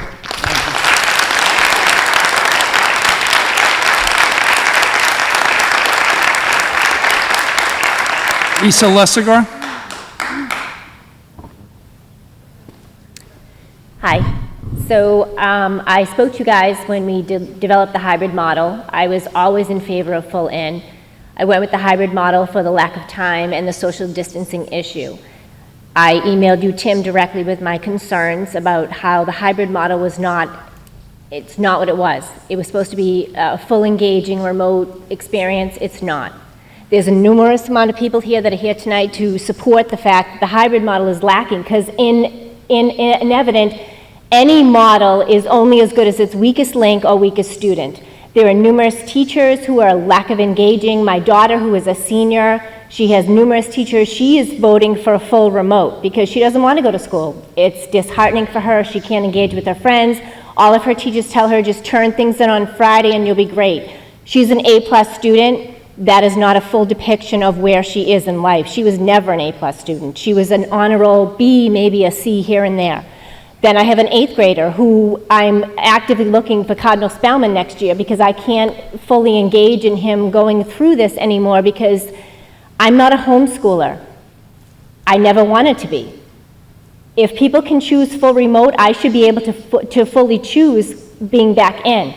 You, as my elected school committee official who answered my email, can sit back there with your well-groomed haircut, which I'm sure you've been to a barber and been to the market or wherever, and say that you think it's unsafe, but it's not.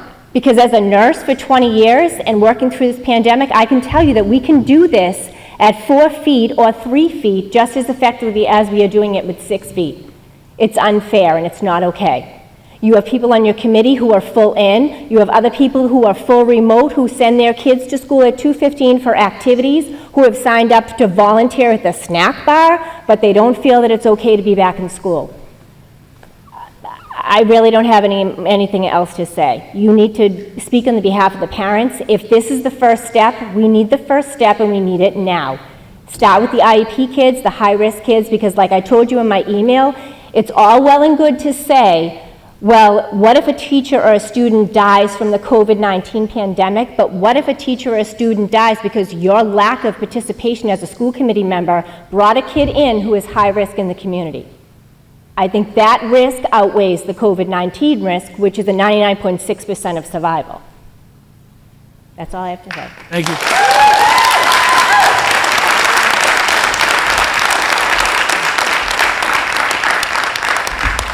Can I say something, Tim? No, I wouldn't. Nope. No, I just want to say something really quick. Okay. Because I think it's important. We are not only responsible for 22 or 2,300 students, we're also responsible for 300 plus employees. And we have to be mindful of them too. If we move too quick with this and they start going out under COVID cares, where are we going to be with no teachers? So we need to find the right blend here of timing and what have you, in my opinion. I mean, I don't think we can forget the staff either. Folks, this is not a back and forth. I granted Ms. Maltz a minute to respond to the comment, but we're not going to have a back and forth conversation We're not about going it. to stop advocating for our kids. Thank you, I just Teresa. want to make you Dr. Williams, do you have any comments from the public online that you want to read? Most of them are questions, so I'm Okay. not sure if you wanted. So we can read them and then we can find a way to publish, I mean, I don't know your thoughts on publishing a fact sheet or a response somehow online to the questions that we get? Yeah, so I can't respond because these are done in a form, so they'd have to be responded to at some point, but I can't Okay. respond. So there were 8 questions.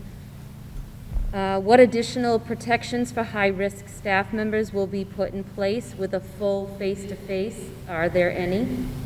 Yes. What is the process for notifying parents on positive tests for people regularly at school, and where can they be viewed?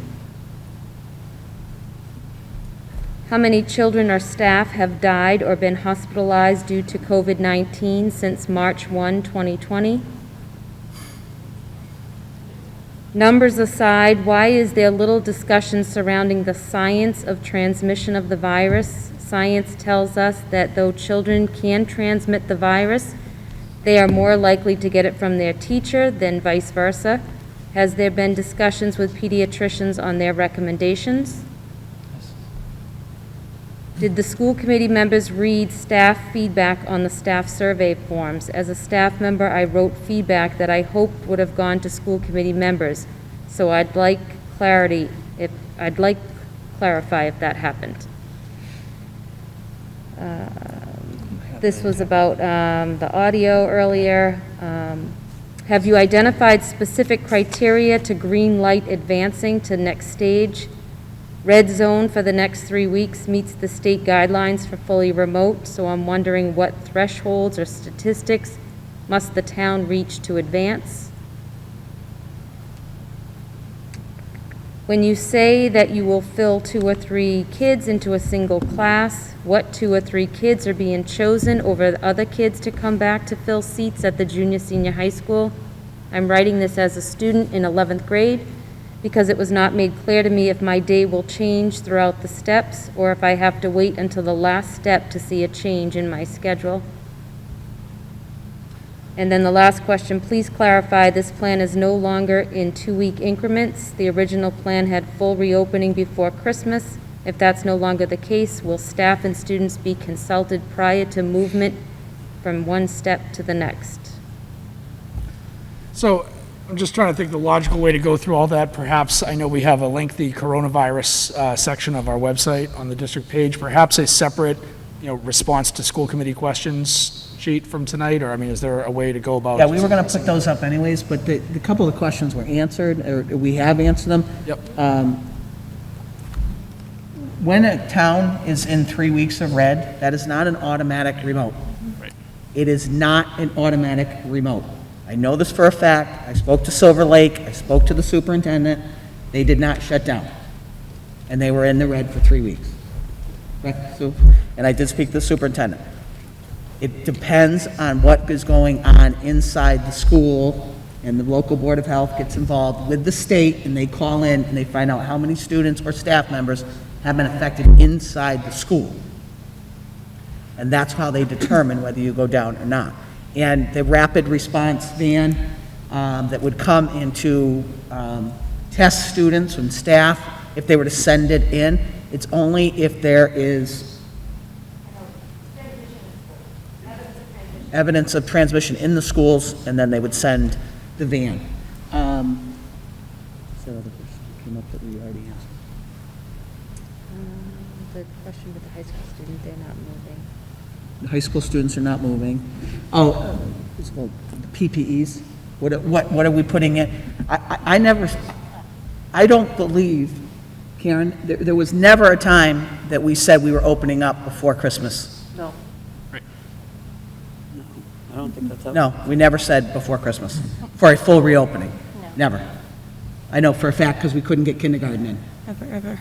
We couldn't get the high school in. I haven't heard that. No. So that was never, and I think that people, once they hear 2 weeks, they would say, okay, 2 weeks from November 1st, okay, 2 weeks on this, 2 weeks on this, 2 weeks on this, 2 weeks on this. That wasn't there. For whoever wrote in on, what's the PPs for teachers and how are we keeping them safe, again, they are going to stay 6 feet away from their students, if that's what they want to remain at, and that's fine. John just ordered today another 500 of the sneeze guards, which are those plastic tripods that go up on a desk so that a student is sort of sitting inside a desk like this. We know that transmission is not side to side, and that's why we sit all of the students going forward. I know that if I told parents right now, we should hear on transportation tomorrow if they're going to release some of those guidelines at 33%. We're still at 33%. I believe that if I told parents they're going to have to drop their student off, they would drop their student off if we were going to take their kids. Those students that you asked about high needs, we've already started to make some of those adjustments, and we've already called our van transportation companies. So, is there any other? And then someone asked about getting a list of the comments to the school. I'd love to see a list. I'll share with you both staff and parent, all the. Yeah, that'd be great. Thank you. comments. I think we did that in the packet. All right, I know, Trista, you wanted to make one final comment? Just quickly, two things. Again, there's a lot of passion on this, and I don't want anyone listening at home or in the audience or staff, whomever, to think that just because we may have our own passion on one side of where we land in all of this, that there's any disregard for anyone else's thoughts or passions or fears or frustrations. I happen to be just a very passionate person in anything that I do. So sometimes I don't do so well kind of in my presentation. But that aside, The one thing that I think is common to every parent, regardless of their child, is full remote, hybrid. They want their kid to come back or not, whatever the circumstances. I think it's important that parents know and understand that the hybrid model, yes, there are challenges at all different levels with different teachers. I don't want to use the word that it's failing our kids, because I believe our teachers are doing what they can and what they know to do, and there are a lot of improvements that need to be made, and that is something that I think everyone needs to hear and consider. And I would just caution, urge, beg, if you're having an issue, please email the principal. Don't assume that because it's your issue, it's someone else's issue. Don't assume that because you've gone to a school committee member and you've expressed concern and we've advocated for you, because that is part of our job, and that I know is what we do when we get this feedback. Don't assume that that collective approach is getting the information to where it needs to be. Because what I will say, in those emails that we got, there were very specific circumstances and instances. For example, kids, cheating because they're not having to be on camera during a test. I mean, every situation is different, and administration needs to know about every individual situation so they can address it. So please, send the emails, even if you feel you're being a nudge. I mean, I kind of am a nudge, so. We're here to support you and advocate for you, and we respect everybody's opinions and passion, and we do not take this lightly, and we don't disregard anybody's thoughts in the mix of this. Thank you. I agree. I want the public to know we care very deeply about what's best for our kids. 5 of the 6 of us have our own children, school-age children, and 4 of them are in the East Bridgewater Public Schools. I have 2 children at the Mitchell. I'm an elementary school principal myself. COVID in schools has been my life since March 13th. So these comments, these decisions are not made lightly. They're not made carelessly. They're not made without deep thought. I've read every word the state has put out to us since March about school reopening guidance and best practices. This is not done without thought. And I have 2 children who are home 3 days a week. And you can ask Mr. Gentile, I have advocated for them as hard as any parent could have over the last few years. It is not lightly that I keep them home 3 days a week. I don't want the public thinking that we're doing that either. Thank you. Thank you for your comments, everyone. We certainly take those to heart, and we want to make the best decision for our kids going forward. We have a few reports and updates. I know Kira's here with us right now, and we're going to bring John up, so maybe Kira could actually start. Do you have any updates from, as a student representative? Oh, I'm sorry, yes, I'm sorry. We actually had Cheryl Wood who had signed up for comment but had to leave, and Trista had, Teresa had something she wanted. Because it really wasn't related to the discussion, but it kind of is, I guess. So Cheryl asked me to give these to you, Liz, and said, and I can't read well with a mask, in honor of the National Floral Campaign going on now, Pedal Forward Flower Shop, Southern Sense of Bridgewater will be at Sullivan Tire in Bridgewater from 1 p.m. on tomorrow to give away 2 bouquets of flowers to people that can pass along the second bouquet to an essential worker. So Cheryl Wood is passing hers on to you, Ms. Essential Worker. Thank you. And anybody else who wants to can go to Sullivan Tire in Bridgewater after 1 o'clock tomorrow. That's great. Thank you. Thank you. Thanks for that PSA. Thank you. Look at that. John, you didn't give me flowers. See, and I could have skipped it, brought them home, made my husband jealous, but I didn't. Kira, as you were. Okay. So I know it's 9:09. We've all been here. It's a school night. I want to make this pretty brief. First thing, I was reelected for a second term, so I will be with you all. Congratulations. Thank you. Continuing, extracurriculars and student government are back up. They are running. I have seen some kids going to teachers briefly after school. We can't hear you. That's your mic. Pull your Which mic one? up. That one. Yeah, pull that. Give her that one too. Is that one? Sorry, I'm sorry. That one goes to cable. That one goes to sorry. the. Okay, this good? Yeah. All right, so extracurriculars and student government are back up and they are running. I think that for a lot of kids, that is bringing back a lot of normalcy. As someone who, the majority of my high school career has been based in extracurriculars, having these back and having them continuing to run has really helped not only myself, but a lot of other students.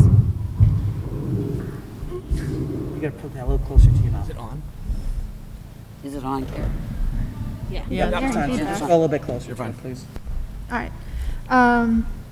And I have heard a lot, there's been a lot of discussion this year, or not this year, tonight, about seniors. As a senior, I think that I can speak for us pretty well. And a lot of them are really, really upset over this year. A lot of them feel cheated out of privileges. A lot of them feel cheated out of college admissions. A lot of them feel cheated out of prom and homecoming. We don't have the senior year that we were promised when we were freshmen, and that's causing a lot of tension, not only between, like, internally, but also with each other. And their parents. And their parents. But across the board, no matter what grade anybody is in, there is a lot of trouble balancing online and in person. I feel personally there has been a lot of discussion tonight about bringing students back. I would love to be back in the buildings. I learn so much better when I'm with my teachers. However, I much greater value the health of my school, my teachers, and my community over being in the classroom. I would much rather have everyone be safe and healthy and feel secure than learn. And I think that that is something that we need to prioritize, because we can always learn again. We can always continue to learn. However, health is just something that we can never really get back. And I'm sorry if I'm not phrasing this correctly. No, you're doing great. But that's at least where I stand with that. And, well, yeah, that's all I have to say. Thank you, Karen. Well said. We appreciate it. Can I ask a question? Sure. Before, this is just grabbing at straws, I guess you would say, but is it possible to look at if there's extra room or any kind of extra spacing for I guess, I feel bad for the seniors, I do, because you won't get the year back. I mean, then you're done with high school. So, is it possible to look at maybe phasing seniors, maybe an extra day or extra, I don't know what, just to try and accommodate something? We are looking at it. Mr. Sylvia and I spoke about it. There's ways of doing things. I mean, the kids some kids have 8 classes as a senior, some have 4, some have 5. There are ways of coming in and leaving.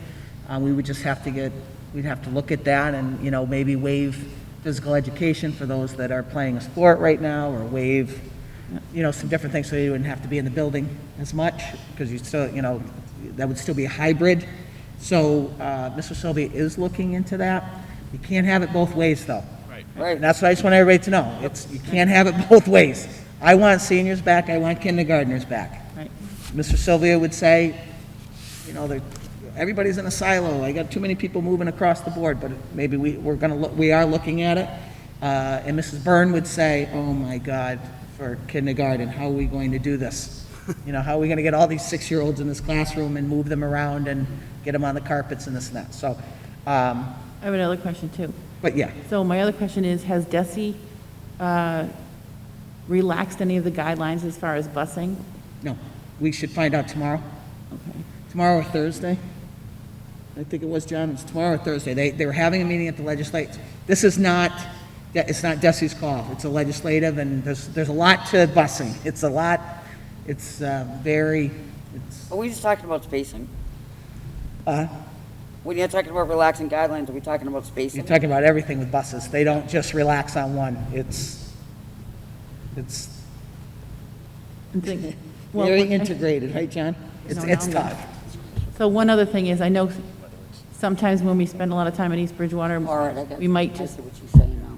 I don't want to say forget, not quite forget, but we're not every single state in the whole, every single school district in the state of Massachusetts is going through the same thing that we're going through. So we're not alone in what we're experiencing, and So students in other districts are going through the exact same thing, and it's not a good situation all around.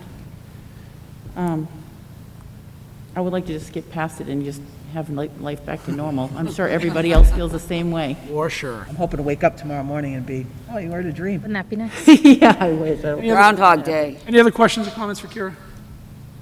Good job, Good Kiera. night's sleep. Thank you, Kira. Yeah, you can go. Thank you. And congratulations. You can go if you want to. It's up to you. Stay well. Stay, you're welcome to. I just don't want you to feel like you have to. I'll stay. Okay. Gina's going to go right away, and then John's going to take my spot, and I'll move back. Okay.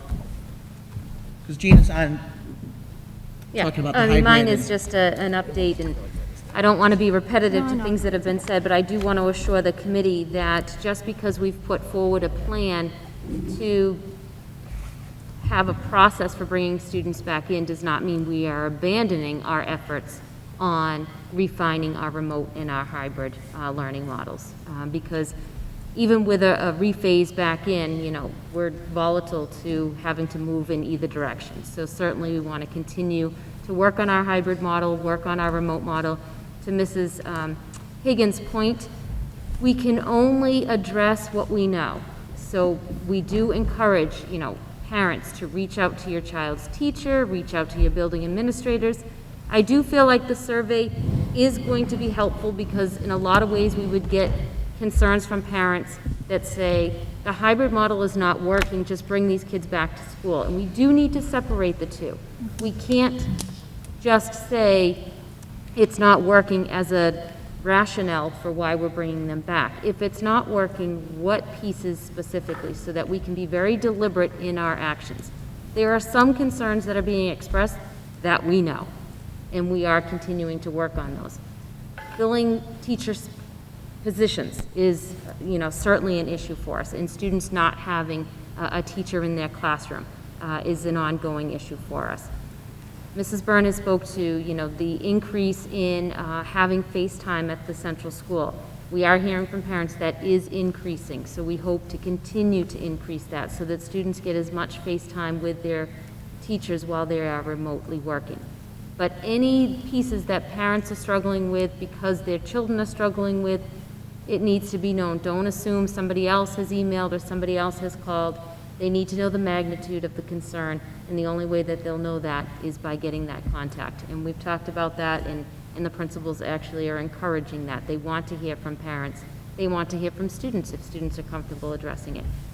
So I just wanted, that's really all I wanted to make sure that I clearly articulated that we are continuing to work on the hybrid model to improve it and make it as best as it can be. So I didn't want people to think that with our efforts towards a phase back in, it meant that we were abandoning the efforts to increase and improve our strategies in hybrid. Thank you.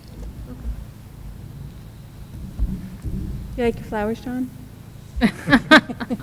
Gina, would it be fair to ask when we meet on November 10th, so that's 3 weeks from now, to talk about like what steps we're taking as a district to allow families to gather information about what's not working, I guess. I think, I don't know if just saying contact us is enough.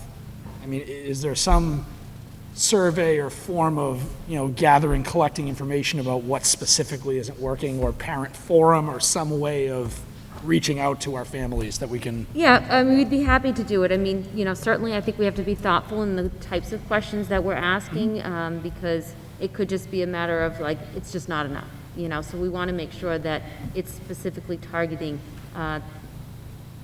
problems that can be fixed, as opposed to it's just not the model we want. Right. Gina, just before we get off this topic, one thing, and someone touched on it out there, and it's not a personal concern of mine, but I've heard it from other parents, and maybe this would speak to how you can offer information to parents, knowing that it's only, a month into school. But I have heard from several parents, or more than several, that, you know, the grades right now, granted a lot of grades aren't in, and parent-teacher conferences are coming up at the junior, senior high school. The averages right now are all, for the most part, seemingly very high. And, you know, not that parents are throwing their kids under the bus, but, you know, they're like, my kid really shouldn't be pulling 100 in, you know, 5 academic classes at this point. So just to understand as a parent, you know, because I'm trying to figure out what questions to ask, how is the grading? What's the time frame for turning in work? Are the kids being given, you know, multiple extensions to get their work done? How are tests being done? Are tests being done only on their in-school day for the hybrid students? Obviously, if they're remote, it's different. But I think there's a lot of unknowns for parents trying to navigate, okay, is this a true grade right now? Or, you know, and I mean, I do have the one question I asked you, for having two boys that have self-taught themselves AP stats up until last week, how do I even know what they're learning? How do they know what they're learning? How do I know that, I mean, they're smart kids, but I don't know. Like, I think there's a lot of unknowns around that for parents. And I don't know if that transfers to also the middle school and central school. This is just my relating point. And the expectations are that regardless of whether we're fully remote, whether we're hybrid or we're in person, the expectations need to be the same. The assessments need to be the same. So certainly, if that's not happening, then we need to rectify that, because we cannot, like the spring, we cannot use the model as the excuse for why we're not fulfilling the same obligations we would have to students if they were fully in person. But just, you know, what is being done on the backside, you know, is there, my fear is that as these kids progress through this year and it comes time for placement next year, you may potentially have this subset of kids who their grades are accurate of this environment, but they're not accurate of placement purposes for next year for honors or AP or even college readiness. And I, as a parent, don't know how to measure that or know the questions to ask, because I just don't know. Right. Does that make sense? Yes, so we are continuing with the diagnostic testing. So for at the elementary level up to grade 6, we are still using the MAP assessment, the iReady for math, the MAP for ELA, and using that as our benchmark, regardless of what the learning was like in the spring or what the learning is currently like. So it will give us a measure of where they are at, regardless of what their exposure has been. At the junior, senior high, the staff felt that common assessments would be a more accurate picture. And so the work that the staff is doing here is making sure that they have consistent assessments across every subject area. So regardless of the teacher you have, that assessment would be in place. And that would be the assessment regardless of the model that we're in. And those would be our measure to say, have they met the benchmarks of meeting the standards regardless of how they were exposed to it. And we're even finding now, we've started to do the diagnostic, and, you know, the scores are low. We don't have another measure for determining, is it just, you know, the summer slide, or is it the summer slide plus the spring? Exactly. With iReady, because it's our first time doing it. Yep. As soon as we give the MAP assessment, we'll be able to compare that to fall of last year to see how much more of a slide was there because the students were out of school in the spring. Seniors aren't assessed though, correct? So seniors should still be assessed with common assessments in their subject common area, assessments, yes. but not standardized. Yeah. And right now, the state is holding that MCAS, you know, they're still planning on MCAS to happen in the spring as of right now. They're not telling us otherwise. That's going to be pretty. God help us. Can I don't know if this would be helpful to the questions and the what's not working. One of the things that Aki is doing is a weekly principal call. Tuesdays is like cohort A and Thursdays is cohort B. And he spends 30 minutes on a Zoom, or, I'm not a tech person, so I don't know. I dial my phone and it takes me there. And I listen.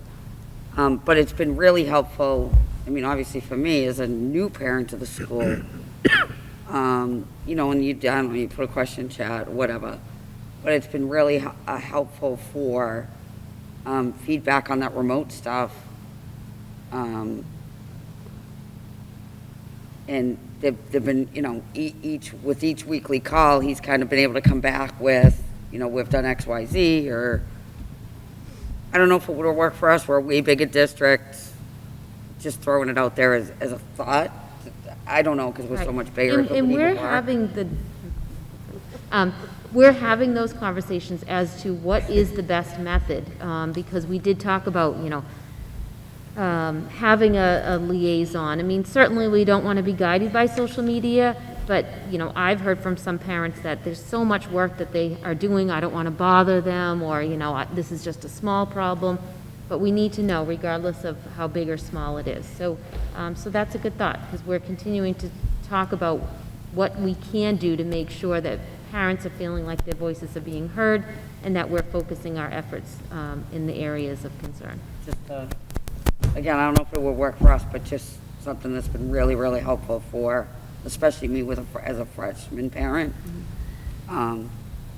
It's really worked, and it's like 30 minutes. It's amazing how quick you can get through so much in that call. Thank you. Any other questions or comments for Gina? No, but the only thing I wanted to point out, well, everybody probably already knows this, but, so the curriculum changes from grade to grade. So like, how you were talking about some kids are getting better grades than they ordinarily would have or whatever. Well, I can only speak for my 3 kids. So my 3 kids, they're doing the work that's given to them, the assignments or whatever, and they're all getting pretty good grades. I mean, working from home, and I don't know. Well, that leads to another question of rigor, but we won't, we won't go there tonight. That's a conversation for a different day. Yeah, that's a. And not pertaining to your kids, Ellen. Not pertaining. Thank you, Gina. John, do we still have money? No. Okay. Really? We're done here. Really? Gone? Money's gone. Any more coming in? We don't know yet. Yeah, so as of CARES Act money, we're obviously. CARES Act money. 3 weeks ago, there were concerns that the town was leaving money on the table. The town administrator asked all department heads, including the schools, to give an update on what we plan on spending through the end of the year, which all the town departments did, and it appears we have reached the limit. Can we get a copy of that, John? As soon as I get it. I asked for a copy of it. Can I ask a question about the tents, just because, did we buy those or are we renting them? Renting them. Are we getting rid of them soon? They will be gone October 26th. Only because they're not really being utilized. I see the central school one being used, the high school not so much, but the central school ones they're using. So I know the band has been using the high school. Yeah, Central uses it a lot, but Mitchell hasn't gotten much use, and I don't think the high school's gotten a lot except for outside activities. They're out there for music. Liz, my only Right, question- that's like certain activities. My only quick question about CARES Act money is, am I correct in that some of the people we hired this year, and I don't remember specific positions, but I know we talked about like lunch monitors and things like that, were hired using CARES Act money, am I right in that? So do we pay them through the end of the year, or how do we do that? Like in terms of how the CARES Act pays for that? So the CARES Act. Sorry, John could probably answer that. No, John, that's a question for you. There you go, sorry. So CARES Act money is for expenses through December 30th. Right. So are we going to? So do we we're gonna lose those absorb- people Yeah. come December 30th? Potentially. It's a decision we'd have to make. Okay, but the funding for those positions is, The funding for as those, of now, is gone December 30th. correct. So obviously, Congress is in discussions about a stimulus. Maybe Good we'll see luck. it, maybe we won't, but Correct. we can't plan on it. So for now, we'll say we're not going to get it. So at some point, when do you think we would need to have a conversation about the financial impact of keeping all those people on and how we decide that? I mean, how would that work? I mean, fingers crossed that more additional funding will come, but. After November 13th. Yeah, I mean, we'd have to have that discussion probably at least a month before the end of the year. I mean, if what we're doing works from a logistics standpoint, I don't want to change any of it, but I think we would all need to hear, like, what's the impact? I don't want to have layoffs in the spring because we made decisions now that we didn't realize the impact of, And are they deemed seasonal, or, I don't know what the right terminology is, but they're not, We hired at will. so that's the equivalent of a seasonal employee, right? They're equivalent at will of the superintendent of schools. So we told them that it could be December 31st, it could be June 30th. Gotcha. Are there any other expenses, contracts or services that we're engaged in that's being funded through PPE that, aren't necessarily personnel related, that would be going away as well? No, we've tried to Just stay. trying to gauge the impact. Yeah, no, we tried to stay away from anything that would extend into the, after December 30th. One-time Joanne, expenses. it's mainly one-time expenses. We're running through COVID. I mean, TJ Smiths were able to walk away from? Yes. I don't know them. Yep, we have a call with I spoke to, Tom and Joe Smith, 2 weeks ago. Let them know that we were probably pulling out November 1st. And. That's a shame. Yeah, it is a shame, Yeah. but we love the space. Yep. We think it was wonderful. Yep. Parents want to be back here. And we have a North River room that's not being used, so we took that over now, so. Things happened all simultaneously, and that's what continues to happen. This is a very fluid operation through COVID. Do we have any North River or Yes. in our buildings? Yes. So we'll figure out the time as the winter goes on, like when we talk about what's the plan. Obviously, it's not now, but I don't want to be making last second. Well, that was one of the reasons that, when we took over TJ Smith, that's another reason, we're not going so quickly. Right. There are times that, Sure. we're in the red and what are we doing? Or do we want to make a whole kindergarten class down there at 6 feet? There's lots of things we could do. It's just, I want to be advantageous with the funding as well. Sure. Can I ask one question? If you're not prepared, that's fine, because it's not on the agenda, but I was just wondering about Chromebooks, if we're doing okay with them right now. I can't hear you. Oh, if we're doing okay as far as like Chromebooks? Doing okay with Chromebooks? Yeah, like if we have extras lying around now, or, as far as like, no, I mean, as far as like repairs, kids turning them in. Yeah, Got a slow one, too. we have kept up with all schools. So we, on a weekly basis, we would deliver, or an as-needed basis, we would deliver spares to the Mitchell and the Central School, and they would hand them out when a Chromebook comes back broken. And at the high school, we're pretty much keeping up with the demand here also. We, some of them are easy fixes when they come in, and we have someone that will sit and fix Chromebooks all day long, every day so far. So he's fixing them as soon as they come in. We have 100 hopefully on the way somewhere on a ship or a plane, and we have another 200 on order. So Must be with mine. I don't. Kira, I don't know if you've heard any complaints from students, but we've been keeping up with the Chromebook demand. John, kudos for keeping up with this, because I know firsthand that this is an insane situation with Chromebooks. My district ordered 500 in July. We still don't have a delivery date. Wow. So, Yeah, Any? we're constantly in communication with our vendor, who's very good, who has great contacts with Hewlett Packard. So that's great. yeah, he's heard of some schools that ordered in May, and their laptops aren't going to be delivered until February. Yep. Yeah, I had to, We've done really well with our vendor. I had Thank to you. replace my laptop. Anything else for us, John? I don't think so. Any questions for John? No, thank you. Would you all like to move on to action items? All right, I would take a motion to approve the MOA between the East Bridgewater School Committee and the East Bridgewater Instructional Support Assistance regarding the reopening of schools for the 2020-2021 school year, and you have that agreement in your packet. So moved. Moved by Teresa, Second. Ellen beat you. Second by Ellen, all in favor? Aye. I would take a motion to approve the school committee minutes from September 15th, 2020 and September 22nd, 2020. So moved. Moved by Teresa, Second. second by Amanda, all in favor? Aye. Take a motion to approve accounts payable warrants 15 SV dated 10/7/2020 and 17 SV dated 10/21/2020, which are enclosed. So moved. Moved by Teresa, Second. second by Trista, all in favor? Aye.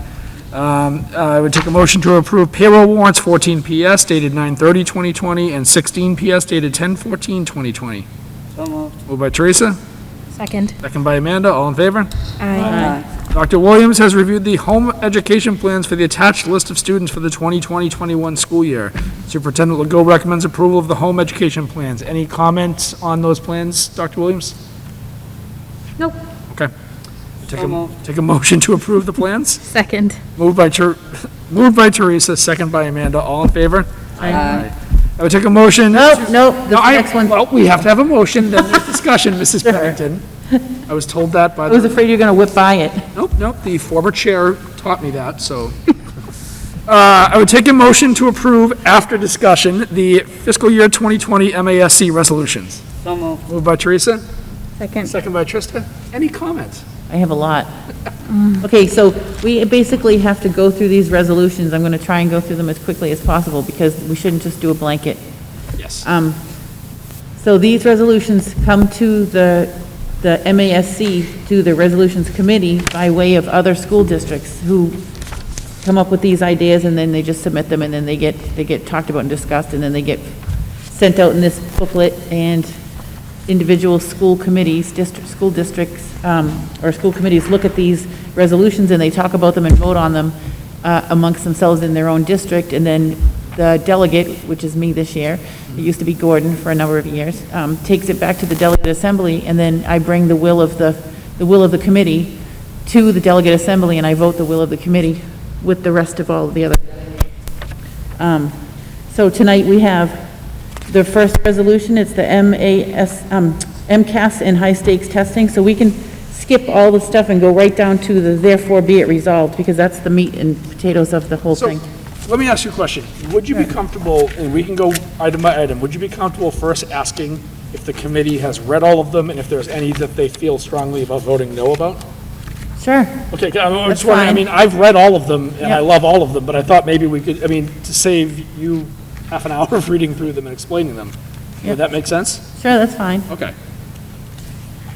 So I'll kind of do a roll call and you can just tell me, have you read them? Are there any that you would feel that you can't vote yes on? Does that make sense to do? Mm-hmm.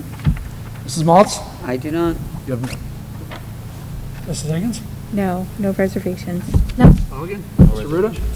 I also have none that I feel like voting no against, so I've read all of them. I especially love the one about increased stimulus. I like the high-stakes testing one. Yep, God willing.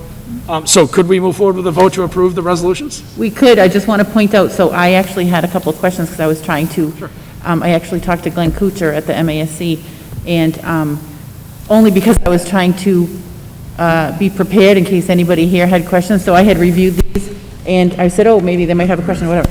So I did not know this I'm in my 7th year of being on the committee, and I did not know this.